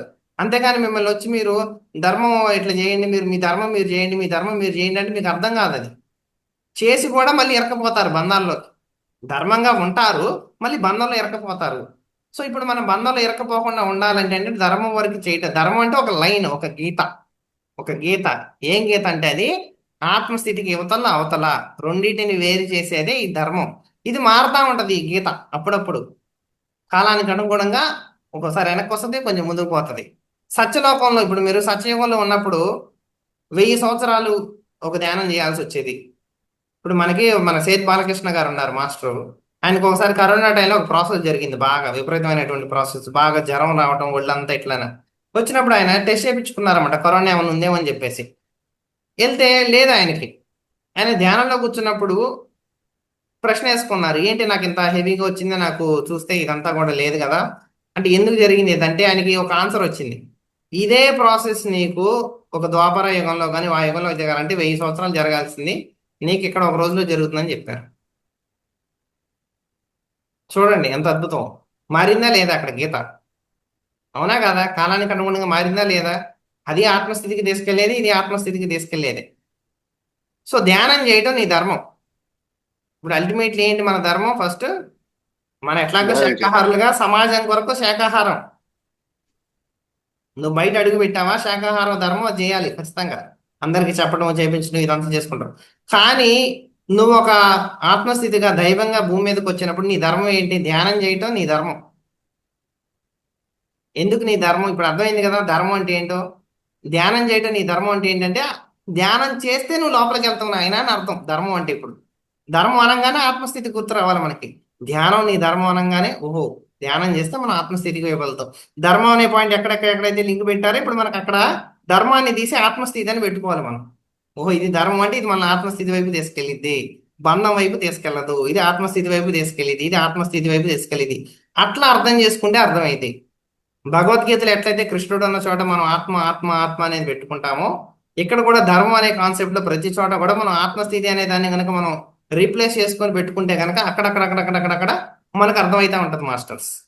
సో ఈ సబ్జెక్ట్ ఏంటంటే చాలా సింపుల్గా ఉన్నట్టే అనిపిస్తుంది, కానీ పాటించేటప్పుడు మీకు అర్థమైతే దీనిలో ఉన్నటువంటి లోతుపాట్లు. ఎందుకంటే జనరల్గా అనిపిస్తుంది ఈ సబ్జెక్టు. మీకు సబ్జెక్టులో చాలా రకాలు ఉంటాయి. చాలా హయ్యర్ సబ్జెక్టు అసలు బుర్రకెక్కదు. అది ఎక్కినట్టు ఏదో మన స్క్రూ బిగించినట్టు చాలా సింపుల్గా అనిపిస్తుంది. అంటే సబ్జెక్టు చాలా సింపుల్గా ఉండే కొద్దీ చాలా హైగా ఉంటుంది అని అర్థం. అది ఎక్కదు బుర్రకి. చాలా సింపుల్గా ఉందంటే సబ్జెక్టు చాలా హై సబ్జెక్ట్ అని అర్థం. పత్రిక గారు చెప్పే ప్రతి సబ్జెక్టు కూడా చాలా హైగా ఉండేది, కానీ చాలా సింపుల్ వర్డ్స్లో చెప్పేవాళ్ళు కాబట్టి అంత తొందరగా అది అర్థమయ్యేది కాదు. అర్థమైనట్టే అనిపించేది కానీ అర్థమయ్యేది కాదు. ఎందుకంటే చాలా సింపుల్గా చెప్పేవాళ్ళు ఆయన. మనకి ఏంటంటే హ్యూమన్ మైండ్కి, మనిషి యొక్క మెదడుకి ఏంటంటే చాలా కాంప్లెక్స్గా చెప్పాలి సబ్జెక్ట్ ఎప్పుడు కూడా. దానివల్ల ఏమైందంటే అది ప్రత్యేకమైన పదజాలం వాడి ఒక ప్రత్యేకంగా చెప్పినప్పుడు మాత్రమే అది ఒక ప్రత్యేకంగా తీసుకునేది. కానీ సాధారణమైన భాషలో చెప్పినప్పుడు ఏంటంటే అది తెలుసు అన్న ఫీలింగ్లో వెళ్ళిపోద్ది. ఓకే, సో మనం ఎప్పుడైతే ఈ తెలుసు అన్న ఫీలింగ్లోకి వచ్చేసామో మనకు అసలు విషయం అర్థం కాదు. సో ఇక్కడ ఏంటంటే కాన్సెప్ట్, దీంట్లో 2 రకాల సబ్జెక్టులు ఇప్పుడు మనం చెప్పుకుందాం ఈరోజు. ఫస్ట్ ఆత్మస్థితి వైపు నువ్వు ధ్యానం చేయగా వెళ్ళినప్పుడు నీకు కొత్త సబ్జెక్టు నీకు ధ్యానంలో నీకు వస్తాయి. మీ అందరికీ, నాకే కాదు మీకే కాదు అందరికీ వస్తాయి సబ్జెక్టు. ఇప్పుడు నాకు ఎట్లయితే ధర్మాన్ని నువ్వు రక్షించేది ఏంటి, ధర్మం నేను ఎలా రక్షిస్తాను, అసలు ధర్మం అంటే ఏంటి, సమాజంలో ధర్మం ఎందుకు పెట్టారు, అసలు ధర్మం ఎందుకు మారింది, ఎక్కడ మారింది, ఎలా మారింది, ధర్మాన్ని ఎందుకు పాటించాలి మనం, అహింస పరమో ధర్మం అన్నారు, వాళ్ళు అది ధర్మం అన్నారు, వీళ్ళు అసలు ధర్మాన్ని విచ్చలవిడిగా వాడుతున్నటువంటి ఈ పదం గురించి మనకు అవగాహన లేదు. సో లేనప్పుడు ఎవరో వచ్చి చెప్తారు నువ్వు ధర్మం చేయను ఆయన అంటారు. చివరికి చిన్నప్పుడు గుడిలో కూడా నేను గుడికి వెళ్ళేటప్పుడు ఆ మెట్లు ఎక్కేటప్పుడు కూడా ఆయన అయ్యా ధర్మం చేయండి అంటాడు. నాకు అప్పుడు కూడా డౌట్, ఈ ధర్మం చేయమంటాడు ఇదేంది, డబ్బులు కదా ఇవ్వాల్సింది మనం, ధర్మం చేయండి అంటాడని చెప్పేసి తర్వాత దాని గురించి కూడా రీసెర్చ్ చేస్తే అప్పుడు ఏమర్థమైనది, అది దాన ధర్మం. ఏంటి అది దాన ధర్మం. అయ్యా దాన ధర్మం చేయండి అయ్యా దాన ధర్మం చేయండి అని అనలేడు కదా వాడు. అంత పెద్ద పదం దానం ఎగరగొట్టి ధర్మం చేయండి అయ్యా అన్నాడు. అర్థమైందా? సో అది అసలు ఏంటంటే అది దాన ధర్మం. దానం చేయటం ఒక ధర్మం, అది దాన ధర్మం అంటారు. దాన ధర్మం అది. దానికి వాడు ధర్మం చేయండి అయ్యా అంటాడు. దానం చేయటం అనేది ఒక ధర్మం అనమాట అక్కడ. సో దాన ధర్మం కాస్త దానం ఎగిరిపోయి ధర్మం పెట్టేశారు అక్కడ. సో నాకు అర్థమయ్యేది కాదు అది చిన్నప్పుడు ఆ కాన్సెప్ట్ కూడా. చూడండి మరి అట్లా నువ్వు ధర్మం చేయటం అంటే ఏంటి, వాడు ఆత్మ న్యూన్యత స్థితిలో ఉన్నాడు అనుకోండి అక్కడ, నువ్వు వాడికి దానం చేయటం వల్ల నువ్వు ఎదుగుతావు ఆ తృప్తి వల్ల. ఒకడికి నువ్వు సేవ చేస్తావు, ఆ సేవ చేసిన దానివల్ల ఎవరు ఎదుగుతారు, నువ్వే కదా ఎదిగేది. నువ్వు దాచిపెట్టుకోవటం వల్ల నువ్వు ఆత్మస్థితికి వెళ్ళలేవు. చూడండి ఎక్కడైతే ధర్మం పెట్టారు ఈ కాన్సెప్ట్ అన్ని కూడా ఆత్మస్థితిలో నువ్వు ఎదగడం కోసం పెట్టినయే. నువ్వు ఒకరికి సహాయం చేయాలి, ఒకరికి సేవ చేయాలి, ఒకరికి ఇది చేయాలి అది చేయాలి, గురువుకు సేవ చేసుకోవాలి, దానం చేయాలి, నువ్వు ధ్యానం చెప్పాలి, ధ్యానం చేయాలి, ఇవన్నీ కూడా ఏంటి ఆత్మస్థితి వైపు నేను తీసుకెళ్ళాయి, అదే ధర్మం. సో మనకి తెలిసినటువంటి అత్యున్నతమైనటువంటి ధర్మం సమాజపరంగా అయితే శాకాహారం పరమధర్మం. కానీ అన్నిటికన్నా మించినటువంటి ధర్మం, అత్యున్నతమైన ధర్మం ఏంటంటే ధ్యానం చేయటం. ఓకే, సో అక్కడ దాన ధర్మం చేసినట్టు మనం ధ్యాన ధర్మం చేయాలి. అర్థమైంది అందరూ? సో ధ్యానం చేయాలి, ధ్యానం నేర్పించాలి అందరికీ. సో ఇదే అత్యున్నతమైనటువంటి ధర్మం. ధ్యానమే అన్నింటిలో కల్లా ఆత్మస్థితికి దగ్గరగా తీసుకెళ్లేటువంటి ధర్మం కాబట్టి ధ్యానం ఎప్పుడైతే నేర్పిస్తామో ఏది నేర్చుకుంటే ఇంకేది నేర్చుకోవాల్సిన అవసరం ఉండదు. సో ఇది అర్థమైనప్పుడు మనకి ఆటోమేటిక్గా మిగతా అన్ని కూడా మనం ఫాలో అయిపోతాం ఆటోమేటిక్గా. దీంట్లో ఒక్క దాంట్లో మనం స్క్రూ బిగించుకున్నాం అంటే మిగతా అన్ని ధర్మాలు మనమే ఆటోమేటిక్గా ఫాలో అవుతూ ఉంటారు మనోళ్ళు. ఏ ప్రతి దాంట్లో నువ్వు ఈ ధర్మం పాటించు ఆ ధర్మం పాటించు అని చెప్పాల్సిన అవసరం లేదు. ఎందుకంటే డైరెక్ట్ తీసుకొచ్చి నేను ఆత్మస్థితిలో కూర్చోబెట్టారు కదా. మనకి కింద లెవెల్లో ఉన్నటువంటి ధర్మాలన్నీ కూడా ఆత్మస్థితికి తీసుకురావడం కోసమే చేసినవి ఇవన్నీ. నువ్వు ఆటోమేటిక్గా ఆత్మస్థితిలో వచ్చి కూర్చున్నప్పుడు కింద ఇవన్నీ ఆటోమేటిక్గా నీకు ఫాలో అయిపోతావు. ఇప్పుడు ఆత్మస్థితిలో ఉన్న ప్రతివాడు ధర్మంగానే ఉంటాడు. వాడు లోపల దాని ప్రకారం వాడికి తెలుసు ఆత్మస్థితే కాబట్టి అది. సో వాడు ఎక్కడ ఇరుక్కోడు, ఆ బంధం ఉండదు. సో ఈ విషయాన్ని బాగా అర్థం చేసుకొని మనం ఏంటంటే ఈ సబ్జెక్ట్ని 1-2 సార్లు 2-3 సార్లు అంతా కూడా విషయాన్ని బాగా అర్థం చేసుకోవాలి. ఒకసారికి అర్థం కాకపోయినా సరే మళ్ళీ వీడియో అప్లోడ్ చేస్తారు కాబట్టి 1-2 సార్లు వినాలి. ఆ విన్నప్పుడు ఈ నైట్ పూట ఏం జరిగిందంటే మనం వినేటప్పుడు మత్తుగా ఉంటుంది చాలా మందికి, వెళ్ళిపోతా ఉంటారు మెడిటేషన్లోకి. మళ్ళీ ఇది నిద్రపోయే టైం కదా కొంతమందికి. ఆ నిద్రపోయే టైంలో అలా అలా అలా సగం ముందుకి సగం వెనక్కి, సగం ముందుకి సగం వెనక్కి, కొన్ని పదాలు ఈ బ్రెయిన్లోకి కొన్ని పదాలు ఈ బ్రెయిన్లోకి, అన్ని అమరికలు లేకుండా అటు ఇటు పోతా ఉంటాయి. ఆ నిద్రపోయినప్పుడు మీరు అటు ఇటు తిరిగినప్పుడు అవన్నీ సెట్ అవుతా ఉంటాయి. ఆ తెల్లారికి మళ్ళీ ఎక్కిద్ది సబ్జెక్ట్. ఓకే. సో కాబట్టి ప్రతి ఒక్కళ్ళు కూడా ఏంటంటే ఇప్పుడు అర్థమైనా అర్థం కాకపోయినా సరే ఈ సబ్జెక్ట్ అనే కాదు, ఏదైనా ఒక గొప్ప మాస్టర్ వచ్చారు ఒక సబ్జెక్ట్ చెప్పారు మీకు, అది తెల్లారి మళ్ళీ రికార్డింగ్ పెడుతున్నారు కాబట్టి మాస్టర్స్ అందరూ కూడా ఆ వీడియో పెట్టుకొని వినండి చక్కగా. అవి విన్నప్పుడు ఏంటంటే ఫస్ట్ టైం విన్నప్పుడు అర్థం కాని విషయాలు సెకండ్ టైంకి అర్థమవుతాయి.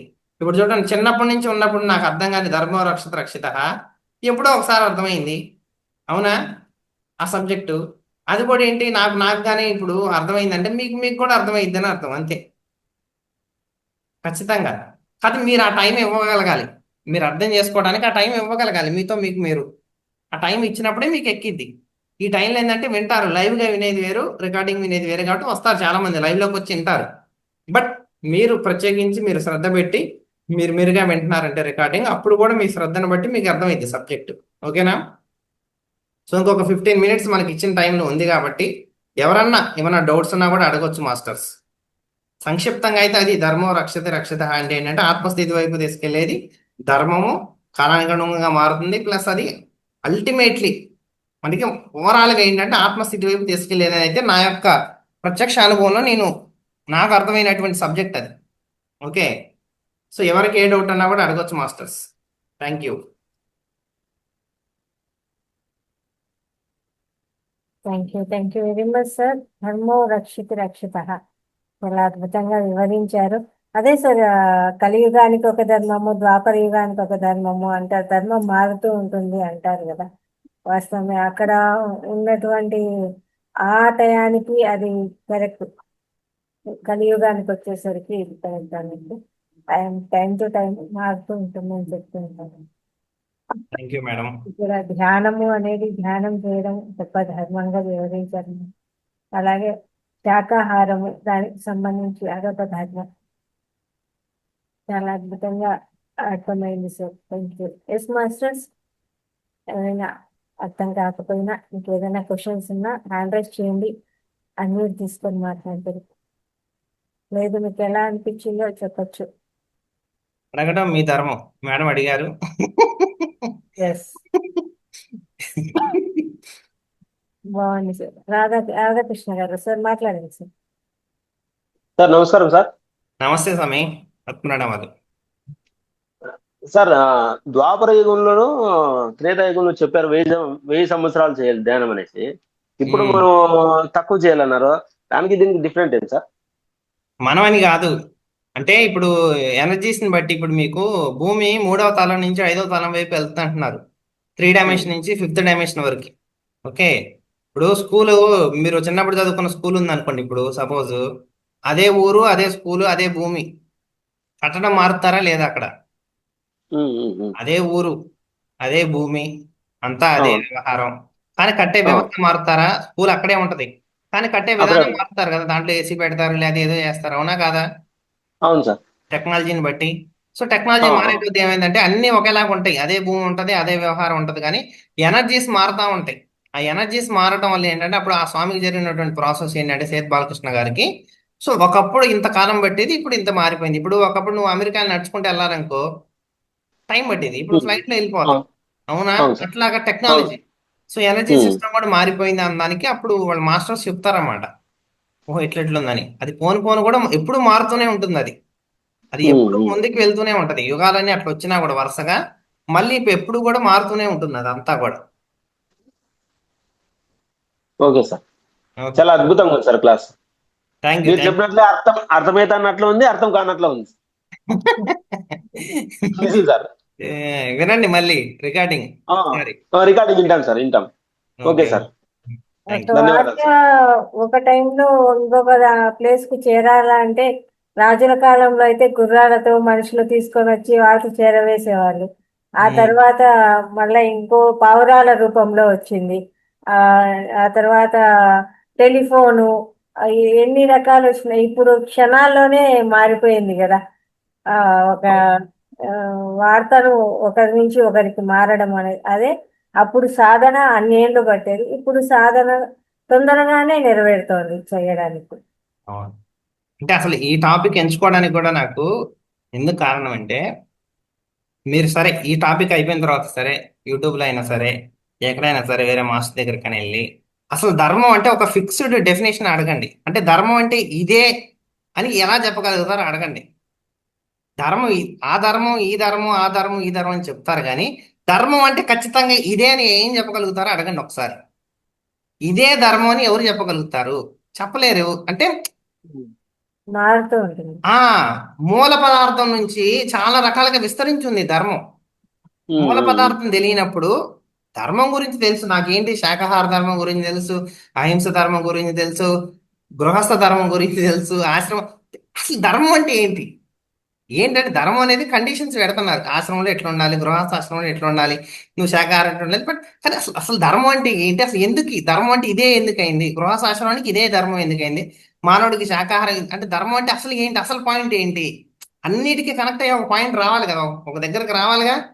ధర్మం అంటే అన్నిటికీ కనెక్ట్ అయిన ధర్మాలు ఒక చోటకి చేరాలా లేదా? ఒక ఇల్లు ఉంది, అక్కడి నుంచి అందరూ వెళ్ళిపోయారు, ఇటు పెద్దోడు చిన్నోడు ఎట్లా. ఈ ధర్మం అనే అన్ని వెళ్ళిపోయాయి. ఈ ధర్మం ఎక్కడి నుంచి స్టార్ట్ అయింది ఈ కాన్సెప్ట్? అసలు ధర్మం అనే కాన్సెప్ట్ ఎందుకు వచ్చింది సొసైటీలోకి, సంఘంలోకి ఎందుకు వచ్చింది ధర్మం? ధర్మం లేకపోతే ఏమైంది అసలు సొసైటీలో అనే కాన్సెప్ట్ అర్థం చేసుకోండి. అప్పుడు అర్థం చేసుకోవడం మీకు అర్థమైంది. ఓహో ధర్మం అప్పుడు శ్రీకృష్ణుడు చెప్పింది అదే. ధర్మం అంటే నేను ఆత్మస్థితి వైపు ఏదైతే సత్యం వైపు, ఈశ్వరుడు అని చెప్తాడు అక్కడ. ఈశ్వరుడు అంటే సత్యం అని అర్థం.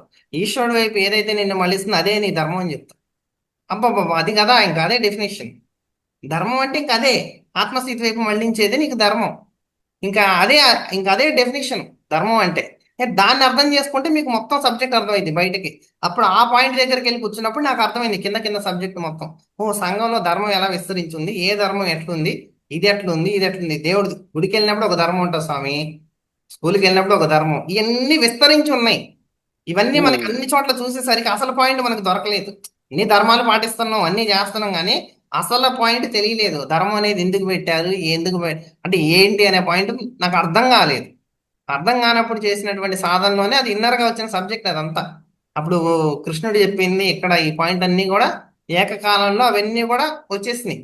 వచ్చినప్పుడు ఓహో ఇది కదా నిజంగా అని చెప్పేసి ఇదే సబ్జెక్ట్ నేను ఒకసారి ఒక మాస్టర్స్, ఇద్దరు మాస్టర్స్ చెప్పాను నేను 2:30 గంటలు కూర్చోబెట్టి.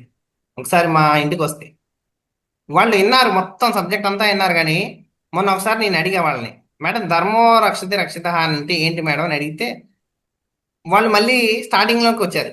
ధర్మాన్ని మనం రక్షిస్తే అదొస్తని చెప్పారు. వాళ్ళు మర్చిపోయారు, మొత్తం 2:30 గంటల సబ్జెక్ట్ మర్చిపోయారు వాళ్ళు. ఎప్పుడు నేను చెప్పి కూడా 1 సంవత్సరంన్నర అయిపోయింది వాళ్ళకి చెప్పి కూడా పాపం. చూడండి, అంటే వాళ్ళు అడిగారు, వాళ్ళకి తెలియక అసలు ఏదో ఇట్టే టాపిక్ వచ్చి ఏదో ధర్మం గురించి అడిగారు. ఆ అడిగిన దానికి నేను 2:30 గంటలు ఈ సబ్జెక్ట్ మొత్తం చెప్పా. అసలు ధర్మం అంటే ఏంటి, ధర్మ సొసైటీలు ఎందుకు వస్తుంది, ఇదన్నీ చెప్పా. కాకపోతే వాళ్ళు తీసుకునే స్థితిలో ఉండాలి కదా. అందుకని నేను ఏంటంటే ఈ రికార్డెడ్గా ఉన్న వాటిలో ఇప్పుడు ఎందువల్ల అంటే దాన్ని మళ్ళీ మళ్ళీ చూసుకోవచ్చు మీరు. నేను ఎందుకు చూడమన్నానంటే మీకు అది విషయం అర్థమైంది.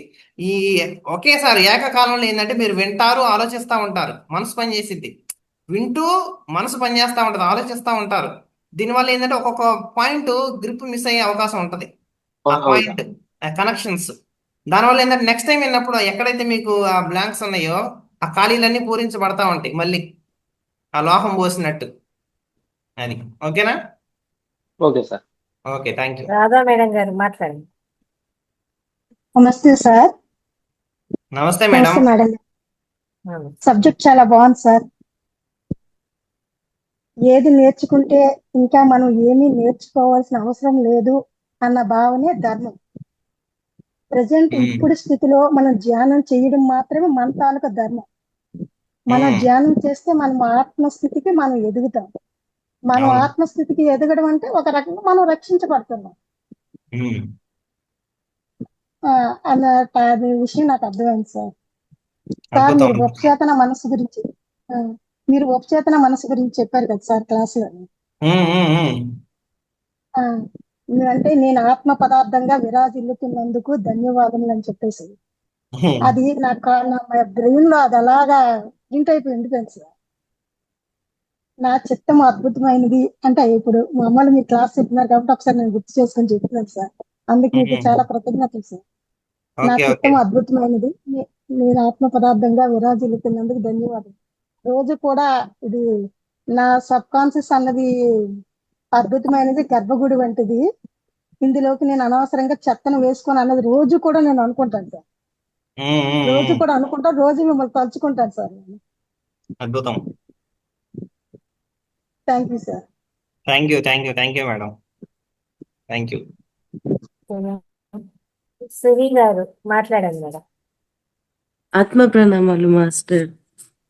ఆత్మ ప్రణామాలు మేడం. మాస్టర్, నాది ఒక సీరియస్ క్వశ్చన్ ఉంది. అంటే ఇది చాలా చాలా అంటే చాలా ఇంపార్టెంట్ మాలాంటి యూత్ కి. అండ్ ఈవెన్ మేము నా ఫ్రెండ్స్ లో మేము మాట్లాడుకునేటప్పుడు నాకే ఏ ఆన్సర్ ఇవ్వాలో నాకే తెలియదు. నేనే ఉన్నా ఈ కన్ఫ్యూజన్ లో. మీరు ఇవాళ ఈ టాపిక్ తెచ్చారు కాబట్టి మధ్యలో మీరు అన్నారు కూడా, సంసారంలో కూడా ధర్మం ఏది అనేది మేము తెలుసుకోవాలి అని. సో ఉమ్, ఇప్పుడు ఎంతో ఇప్పుడు హస్బెండ్ అండ్ వైఫ్ అనేది వస్తే, ఇప్పుడు ఆ, ఈ కాలంలో ఎక్కువగా ఇప్పుడు నాకైతే ఇంకా పెళ్లి కాలేదు, కానీ ఇప్పుడు కూడా మేం మా మాకైతే పెళ్లి అవ్వడానికి కానీ దేనికైనా కానీ భయపడి పెళ్లి కూడా చేసుకోవట్లేదు. నాలాగా ఎంతో మందిని నేను చూస్తున్నా. అండ్ నా దగ్గర చాలా మంది చాలా షేర్ చేశారు. దాంట్లో మెయిన్ థింగ్, ఇప్పుడు హస్బెండ్ ఉంటారు కానీ వైఫ్ వేరే వాళ్ళ దగ్గర లివింగ్ టుగెదర్ రిలేషన్షిప్ లో ఉండడం కానీ, లేకపోతే వైఫ్ ఉంటే కూడా హస్బెండ్ వేరే వాళ్ళ రిలేషన్షిప్ లో, హస్బెండ్ ఉండి కూడా వైఫ్ వేరే వాళ్ళ రిలేషన్షిప్ లో ఉండి కూడా ఈ కానీ మా మాకు తెలిసిన ధర్మం ఏంటంటే, భర్తతో భార్య, భార్యతో భర్త, వీళ్ళిద్దరూ ఎలా ఉంటారో దాన్ని చూసి ఇంకో నలుగురు ఇలా ఉండాలి అని నేర్చుకోవాలి అనేది మాకు చిన్నప్పటి నుంచి ఇదే ధర్మం అని నేర్పించారు. ఉమ్. కానీ ఇప్పుడు చూస్తున్న సొసైటీలో అలా లేదు. చాలా ఓకే. మంది ఇలా ఉన్నారు. దీనికి ఉమ్, ధర్మం అనేది ఏది? ఇది ధర్మం. హస్బెండ్ అండ్ వైఫ్ ఒక్కరితో ఒకరు ధర్మంగా కాపురం చేయడం ధర్మమా? లేకపోతే మొగుడు సరిలేదని భార్య వేరే వాళ్ళతో పోవడం, లేకపోతే భార్య సరిలేదు అని మొగుడు వేరే వాళ్ళతో పోవడం, అది ధర్మమా? ధర్మం ఏది ఇక్కడ? అద్భుతమైన ప్రశ్న. ఇది అందరూ కూడా వినాల్సిన ప్రశ్న ఇది. ఎందుకంటే దీంట్లో ఒక చిక్కుముడి ఉంది. ఉమ్, ఏంటంటే ఇప్పుడు దాకా మనం ధర్మం గురించి మాట్లాడుకున్నాం కదా. యాక్చువల్గా ఏంటంటే మనం చెప్పుకుంది యాక్చువల్గా 70% సబ్జెక్ట్ చెప్పా ధర్మం గురించి.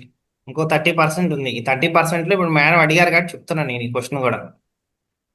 ధర్మం అంటే ఇప్పుడు మనం మాట్లాడుకున్నాం కదా, సంఘానికి ఒక ధర్మం, దీనికి ఒక ధర్మం, ఆశ్రమానికి ఒక ధర్మం అని చెప్పుకున్నాం కదా మొత్తం. ఇప్పుడు మేడం అడిగింది ఏంటంటే ఒక ప్రత్యేకమైనటువంటి పరిస్థితులు ఏర్పడితే మనకి సమాజంలో, మనకి అప్పుడు మనకి ధర్మం ఎలా, ఏది ధర్మం, వాళ్ళు పెట్టిందే ధర్మం. ఇప్పుడు మనం ఇందాక మాట్లాడుకున్నాం, పత్రిజీ గారితో ఒక ఎగ్జాంపుల్ చెప్పాను నేను.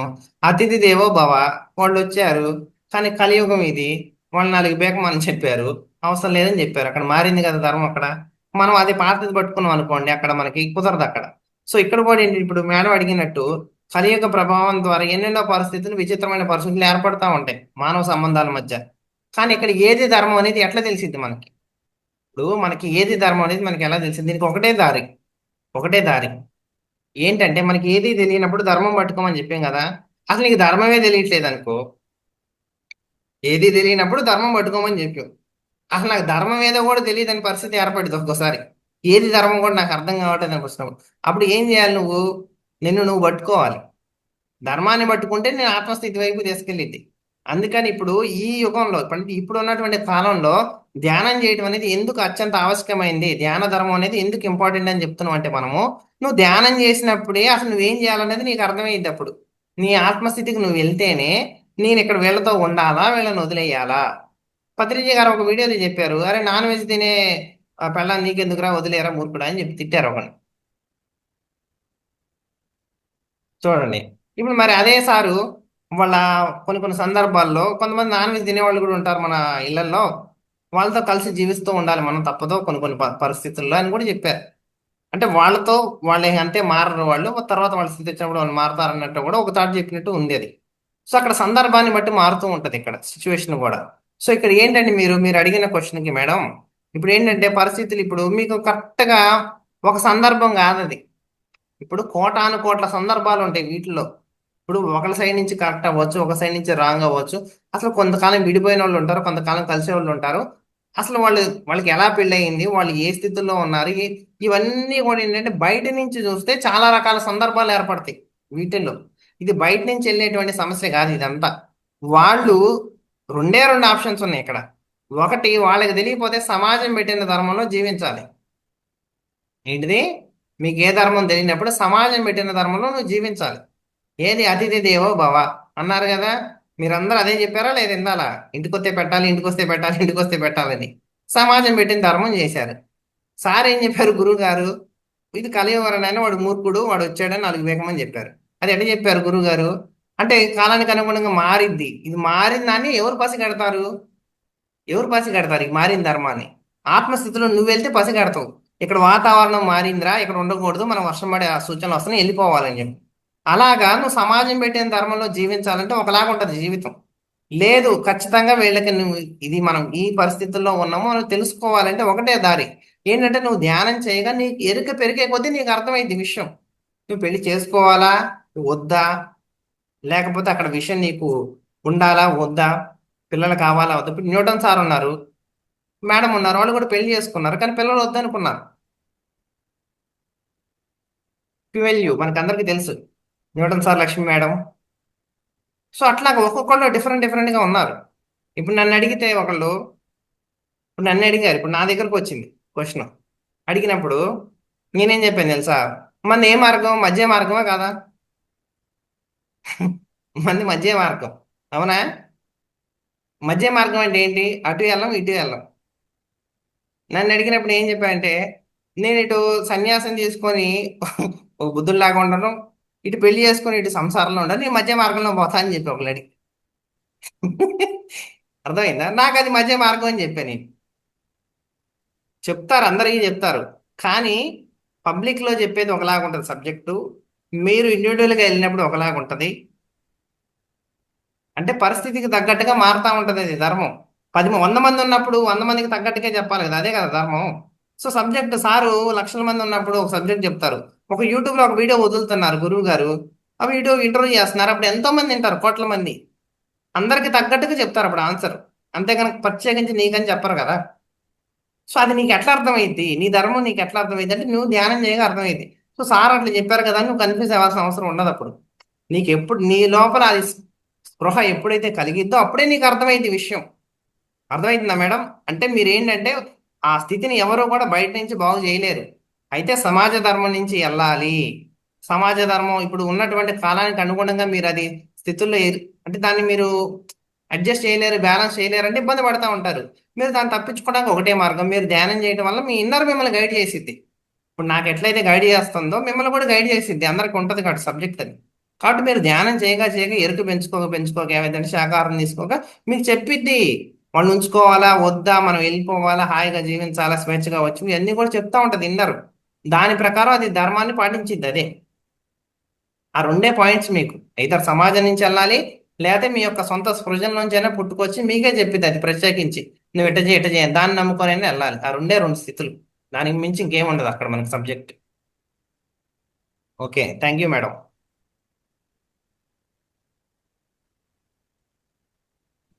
Thank you very much madam. Thank you sir.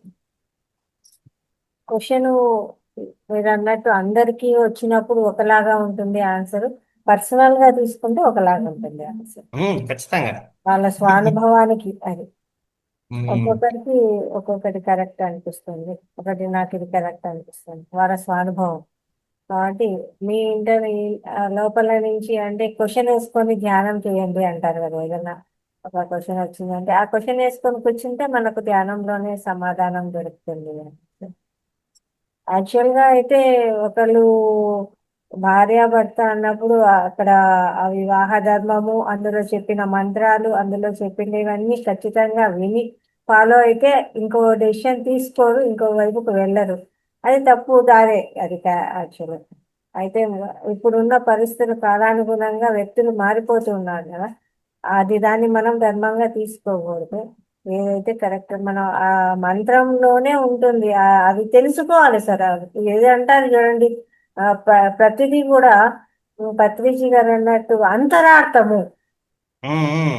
అంతరార్థాలు తెలుసుకుంటే ఊరికే ఏదో వాళ్ళు మంత్రాలు చెప్పారు, తాళి కట్టారు, అయిపోయింది అనుకొని బంధం ఏర్పడడం కాదు. అందులో అంతరార్థం లోపలికి డీప్ గా వెళ్తే దాని యొక్క అర్థం ఏంటి, అంతరార్థం ఏంటి అని తెలుసుకుంటే, ఆ ప్రతి పదానికి అర్థం తెలుసుకుంటే ఎవరు తప్పు చేయరు, ఎవరు పక్కదారులు పట్టరు, ఎవరు కూడా ఏ పక్క ఆలోచనలు చెయ్యరు. సరిదిద్దుకుంటారు, ఒకరినొకరు అర్థం చేసుకుంటారు, అండర్స్టాండింగ్ లో ఉంటారు. అప్పుడు ఇంకా ఏ ఆలోచన ఉండదు, ఏ రకమైన ఆలోచనలు పక్కదారులు ఉండవు. ఆ అంతరార్థం అనేదే తెలియకుండా పోతుంది సార్, అది లేకుండా పోతుంది. దాని వల్లనే ఇవన్నీ వస్తున్నాయి. అంతరార్థం అనేది ఒకదానికి ఎన్ని విషయాలు ఉంటాయో, ఒక పదం తీసుకుంటేనే దాంట్లో ఎన్ని విషయాలు ఉంటాయో, అది అద్భుతం అన్నమాట. అది తెలుసుకోవాలి, దాని ప్రయత్నమే కదా సార్ ఇదంతా కూడా. మనం చేసేదంతా కూడా దానికోసం ఇదంతా ఆ, అంతరార్థాల కోసమే ఇవిడంతా అది. కూడా. ఇప్పుడు పెళ్లి అన్నారు మీరు తెలుసుకోవాలని, నేను చాలా మందిని అడిగి అసలు జీలకర్ర బెల్లం ఎందుకు పెడతా తెలియదు. అదే అదే సార్, ఏదో తంతు ఊరికే జరిగిపోతుంది కానీ అంతా ఎలా ఉంది అంటే ఏదో టెక్నికల్ గా అయిపోతుంది కానీ ఆ పూర్తిగా ఆ అర్థము అంతరార్థము తెలుసుకొని చేస్తే అది చాలా అద్భుతంగా ఉంటుంది. ప్రతిదానికి ఒక అర్థం ఉంటుంది, ఆ క్రియకు ఒక మీనింగ్ ఉంటుంది, ఏదో ఒకటి లేకుండా పెట్టరు ఏ క్రియ కూడా. అది తెలుసు మన కాబట్టి వాళ్ళకి, ఆ, ఏది అర్థం లేకుండా పెట్టడం తెలుసు కానీ దాని అర్థం తెలియదు మన వాళ్ళకి. అదే తెలియదు. ప్రాబ్లం. ఆ, ఎప్పుడైతే అవి విశ్లేషణ చేసుకుంటూ వెళ్ళి తెలుసుకుంటే ఎవరు ఏ తప్పు చెయ్యరు సార్, అది నాకైతే అనిపిస్తుంది. ఒకటి మేడం, ఒకటైతే క్లియర్ ఏంటంటే అసలు తప్పు అనేది లేదు భూమి మీద. ఎందుకంటే ఒక దొంగోడు దొంగతనం చేస్తూ వాడు తప్పని ఎప్పుడు అనుకోడు. ఉమ్, నీ దృష్టిలో అది తప్పు, దొంగోడి దృష్టిలో అది తప్పు కాదు. వానికి అవసరం. అవునా కాదా? ఒక్క విషయం అర్థం చేసుకోండి అంతే. దొంగోడి దృష్టిలో అది తప్పు కాదు, మీ దృష్టిలో తప్పు. అంటే ఏంటంటే విషయం దానంతటా అది తప్పు కాదు, ఒప్పు కాదు. చూసేవాడి కోణం నుంచి అది తప్ప ఒప్పు అనేది ఉంది. ఉమ్, అర్థమైందా? సో భూమి మీద తప్పు ఒప్పు అనేది లేదు, ఏమున్నాయి స్థితులు మాత్రమే ఉన్నాయి. నీ ఉమ్, స్థితిలో చూస్తే తప్పుగా ఉంటది, వాడి స్థితిలో చూస్తే ఒప్పుగా ఉంటది. కాబట్టి ఇది ఎక్కడ కూడా మనం చెప్పలేము ఇది తప్పు ఇది ఒప్పు అని చెప్పడం. అర్థం చేసుకోవడమే ఉంది, అర్థం చేసుకోవడమే వరకే ఉంది అక్కడ స్థితి. దాని ప్రకారమే మనం నడుచుకోవాలి. ఏంటంటే మనం అర్థం చేసుకోవాలంటే ముందు మనకు మనం అర్థం కావాలి కదా. మీరు అంతరార్థం అన్నారు, అసలు మన అంతరాన్ని అర్థం చేసుకోవాలి కదా ఫస్ట్, అంతరార్థం కావాలంటే. అవును సార్, అదే ప్రయత్నం అన్నమాట. ఎంత ఒక చిన్న పదం తీసుకుంటేనే దాని గురించి విశ్లేషణ చేస్తా అంటే కూడా ఎంత ఉంటుంది సార్, సబ్జెక్ట్ చాలా ఉంటుంది. తెలుసుకోవాలి. ఈ తెలుసుకోవడంలోనే ఉన్నాం కదా, నేర్చుకునే కుటుంబమే కదా మనది అంతా కూడా. వసుదైక కుటుంబం అది, అందరూ అదే తాటి మీదకి వస్తారు కాబట్టి చిన్నగా నేర్చుకోవాలి. ఏంటంటే అడిగి అడిగి అడిగి అడిగి అడిగి నేర్చుకోవాలి. అంటే మన దగ్గర డబ్బులు లేకపోతే పక్కోడి దగ్గర డబ్బులు తెలుసుకోవాలి అన్న స్పృహ ఉంటది కానీ మన దగ్గర జ్ఞానం లేకపోతే పక్కోడి దగ్గర తెలుసుకోవాలన్న స్పృహ ఉండదు మన వాళ్ళకి. అది మెయిన్ కాన్సెప్ట్. మనం అడిగి అడిగి వాడిని అడిగి అడిగి అయినా 10 సార్లు ఫోన్ చేసినా వాడి దగ్గర డబ్బులు తెచ్చుకుంటాం 100 200. అవసరం. ఇది అవసరం అన్న విషయం అర్థం కాదు. ఈ జ్ఞానం ఇప్పుడు సత్యంలో జీవించాలి, మాట్లాడటం కాదు కదా. అవునా? కాదు. అదే ధర్మం అంటే. ఆ అసలు ధర్మం ఏంటంటే ఇందు- నువ్వు సత్యంలో జీవించటమే. ఏం ఏంటి? చెప్తారంటే సార్, అది అది ఏమంటారు, కత్తి మీద సాము. ఉమ్. మరి ఇప్పుడు సమాజం ఒక ధర్మం పెట్టిద్ది, నీ లోపల ఆత్మస్థితిలో నీకు ఒకటి ధర్మం అనిపిస్తుంది, నువ్వు ఎట్ట ఫాలో అవుతావు? ఇప్పుడు వస్తారు, అప్పుడు అడుగుతారు నువ్వు ఎట్టెందుకు చేద్దాం అంటారు, అప్పుడు నువ్వేం చెప్తావు? నీకు తెలిసిన దాన్ని నువ్వు పట్టుకొని వెళ్ళాల్సి వస్తుంది. ఇప్పుడు జీసస్ క్రైస్ట్ ని వీళ్ళందరినీ కూడా సిలువేశారు, వాళ్ళందరూ చెప్పేశారంటే సత్యం చెప్పినందుకు. ఇప్పుడు చూడండి, వాళ్ళ ఆత్మస్థితిని వదలలేదు. ఎప్పుడు కూడా ఏం జరిగినా కూడా వాళ్ళు దాన్ని పాటించారు, వాళ్ళకి అనిపించింది చెప్పారు. మరి సమాజపరంగా అది రాంగంటే సమాజం ఒకటి ఏర్పరచుకుంది ధర్మం. ఇప్పుడు అవధూతలు ఉంటారు కొంతమంది, వాళ్ళు అసలు బట్టలు కూడా ఉండవు వాళ్ళకి. మరి సమాజంలో నువ్వు ధర్మం అంటే అది ఎట్ట కుదిరిద్ది? వాళ్ళ ఆత్మస్థితిలో అలవాటుకున్నారు. చూడండి, అట్లాగా ధర్మం అనేది ఏంటంటే నువ్వు సమాజ స్థితిలో, సామూహిక స్థితిలో ఉన్నప్పుడు ఒకలాగా ఉంటుంది అయ్యా. నువ్వు ఆ స్థితి దాటి బయటకు వచ్చావంటే నీకు సొంతంగా ఉంటుంది స్వేచ్ఛ. అది ఎవరికి అర్థం కాదు. అది నువ్వు ఆ స్థితిలో ఉన్న వాళ్ళకి తప్ప ఎవరికి అర్థం కాదు. అది నువ్వు ఆ స్థితి దాటి బయటకు వచ్చిన వాళ్ళకి అర్థమైంది, అవతల వాళ్ళకి చెప్పాలనుకున్నా సరే నువ్వు చెప్పలేవు. ఒక పిచ్చి ఆసుపత్రిలో మిమ్మల్ని తీసుకెళ్ళి వదిలేశారనుకోండి, సపోజ్ చెబుతున్నా, ఒక 50 మంది పిచ్చోళ్ళు ఉన్నారు, మిమ్మల్ని అక్కడ వదిలేశారనుకోండి, నేను పిచ్చోడిని కాదని మీరు వాళ్ళకి చెప్తే ఎట్టుండిద్ది చెప్పండి? నేను పిచ్చోడిని కాదు, నేను పిచ్చోడిని కాదని మీరు ఆ పిచ్చోళ్ళకి చెప్తున్నారు, అది ఎట్టుండిద్ది చెప్పండి? ఎట్లుంటుంది అంటే అప్పుడు ఎవరు వాళ్ళంతా వాళ్ళ పిచ్చోళ్ళు? స్థితిలో కరెక్ట్ గానే ఉన్నట్టు అనిపిస్తుంది. అప్పుడు ఎవరు పిచ్చోళ్ళు? వాళ్ళు మనమే మనమే పిచ్చోళ్ళు. పిచ్చోళ్ళం వాళ్ళ దృష్టిలో. వాడు పిచ్చోడని తెలిసి వాడికి మీరు నిజం చెబుతున్నారు, చూసారా నేను పిచ్చోడు కాదని. ఆ, అప్పుడు ఎవరు పిచ్చోడు? మీరే పిచ్చోడు. అది. అవునా? ఎందుకంటే వాళ్ళకి అది తెలియదు కదా. ఆ సో వాడేం చెబుతాడు? నేను పిచ్చోడు కాదని చెబుతా ఉంటాడు. వాడు కరెక్టే, వాడు పిచ్చోడు కాబట్టే నేను పిచ్చోడిని కాదని చెబుతాడు, వాడు కరెక్ట్. నువ్వు పిచ్చోడి కాదు కదా, మరి ఒక పిచ్చోడికి నువ్వెందుకు చెబుతున్నావు నీ పిచ్చోడని? నేను చెప్పే పని లేదు. నువ్వు హాస్పిటల్ నుంచి బయటికి రావాలంటే, ఆ పిచ్చోళ్ళ మధ్య నుంచి బయటికి రావాలంటే నువ్వు సైలెంట్ గా ఉండాలి. వాడు ఏ చెబితే దానికి ఊగొట్టి కొద్దిసేపు అట్టు ఉండి వాళ్ళని ఫాలో అయితే ఉండడం. నీ పిచ్చోడే అనుకుంటే చిన్నగా బయటకు రావాలి నువ్వు కూడా. అప్పుడు నువ్వు బయటపడతావు. అంతేకాని వాళ్ళ మధ్య కూర్చొని నేను పిచ్చోడు కాదు, నేను పిచ్చోడు కాదు కొడతారు వాళ్ళు పిచ్చోళ్ళు. అవునా? అవును సార్. ఇది నన్ను ఒకళ్ళు అడిగినప్పుడు నేను చెప్పా, ఏంటంటే ఒకళ్ళు నేను ఇంత సేవ చేసినా సరే, ఇంత చేసినా సరే వాళ్ళు నన్ను తిడుతున్నారు ఇదంటే, ఒక పిచ్చోడు వచ్చి నిన్ను పొగిడితే రోడ్డు మీద నువ్వు ఒక బస్ స్టాండ్ లో ఉన్నావు, ఒక పిచ్చోడు అటు పోతా ఉండవు, వాడు పొగిడాడు, ఆడు పొగిడిన దానికి నువ్వు సంతోషపడితే ఎవడు పిచ్చోడురా అని అడిగాను. చెప్పండి, ఒక పిచ్చోడు పొగిడిన దానికి నువ్వు సంతోషపడితే ఎవడు పిచ్చోడు అని అడిగాను. ఒక పిచ్చోడు నన్ను పొగడాలని నువ్వు ఆశిస్తే ఎవడు పిచ్చోడురా అని అడిగాను. వాడి పిచ్చింది కాబట్టి వాడు పొగుడుతాడు, వాడు తిడతాడు, వాడు పొగుడుతాడు, వాడు తిడతాడు, వాడు పిచ్చేది. నీకు ఆ విషయం అర్థమైనప్పుడు నువ్వు మళ్ళీ వాడి దగ్గరికి వెళ్ళి పొగిడించుకోవాలి, తిట్టించుకోవాలని అనుకుంటే ఎవరికి పిచ్చి? వాడికన్నా ఎక్కువ పిచ్చి నీకుంది. అసలు లాస్ట్ టైం నాకు తెలిసి మన దగ్గరే అనుకుంటా, నేను ఎవరి దగ్గర క్లాసులు కూడా తీసుకోవట్లేదు. అసలు నేను చెప్పినప్పుడు చెప్పా కూడా, నేను హైదరాబాద్ లో ఉన్నప్పుడు ఒక పిచ్చో అతను, నేను ఎప్పుడు టిఫిన్ చేయడానికి పోయేటప్పుడు ఒక పిచ్చోని చూసేవాడిని. నేను ఒక పిచ్చి అతను ఒక చోట ఉండేవాడు అనమాట. నేను రోజు వెళ్తా టిఫిన్ చేయడానికి వెళ్ళినప్పుడు చూసేవాడిని నేను అతన్ని. చూడక చూడక చూడక చూడక ఒక రోజు నాకు వెలిగింది బల్బు. ఏం వెలిగిందంటే, ఒక మనిషి పిచ్చోడైనా కూడా బతకగలుగుతాడు సాధారణంగా. ఒక మనిషి పిచ్చోడైనా కూడా బతకగలుగుతాడు. ఒక రోజు ఆ పిచ్చోడు అక్కడే ఉండేవాడు, రోజు ఏది దొరికితే అది తినేవాడు. ఇప్పుడు కూడా ఈ విజయవాడలో కూడా ఒక అతను ఉంటాడు, నేను ఎప్పుడు చూస్తా ఉంటాను. అతను ఎప్పుడు అన్ని బాటిల్ వేసుకొని తిరుగుతూ ఉంటాడు ఎప్పుడు కూడా. అంటే సాధారణంగా ఒక మనిషి బతకడానికి ఏం కావాలని నాకు అర్థమైంది అప్పుడు. ఆ పిచ్చోడు బతుకుతుండు, ఈ జాబ్ చేసేవాడు బతుకుతుండు, ఇద్దరికి తేడా లేదనిపించింది నాకు అప్పుడు. బతకడం ఇద్దరు బతుకుతున్నారు కదా, వాడికి మైండ్ ఉన్నా లేకపోయినా వాడు బతుకుతుండు. అంటే బతకడానికి కావాల్సింది మైండ్ కాదు, బాగా అర్థం చేసుకోండి. మైండ్ ఉన్నవాడే బతుకుతాడని కాదు. బతికించేది ఏంటంటే ఆ జీవం ఏదైతే ఉందో అది బతికించుకునిద్ది. వాడు బతుకుతుండు, ఈ జాబ్ చేసేవాడు బతుకుతుండు, అందరూ బతుకుతున్నారు, ఎవరికి తేడా లేదనిపించింది నాకు. కాదు, వీడు ఇంకా ప్రశాంతంగా బతుకుతుంది. వీడు ఈ పిచ్చోడు అన్నాడు రోడ్డు మీద ఉండి, వీళ్ళందరూ ఇంకా హడావుడికి బతుకుతున్నారు. సో వాడి అట్లా నాకు ఆ విషయం చూడగా చూడగా చూడగా వారం రోజుల తర్వాత నాకు వెలిగింది ఆ విషయం. అంటే ఓహో, ఒకనొక స్థితిలో నువ్వు పిచ్చోడమైనా బతుకుతురా, నీకేం ప్రాబ్లం లేదని చెప్పింది నా ఇంటర్. నువ్వు పిచ్చోడమైనా కూడా బతుకుతూలే, ఏం కాదులే అని చెప్పింది. అసలు ఎంత అద్భుతమైన సబ్జెక్టు అది. ఏం కాదులే, నువ్వు పిచ్చోడు అయినా కూడా బతుకుతులే, ఏం కాదులే అది. అబ్బా ఇది కదా మనకు కావాల్సింది. ఏ ఆ,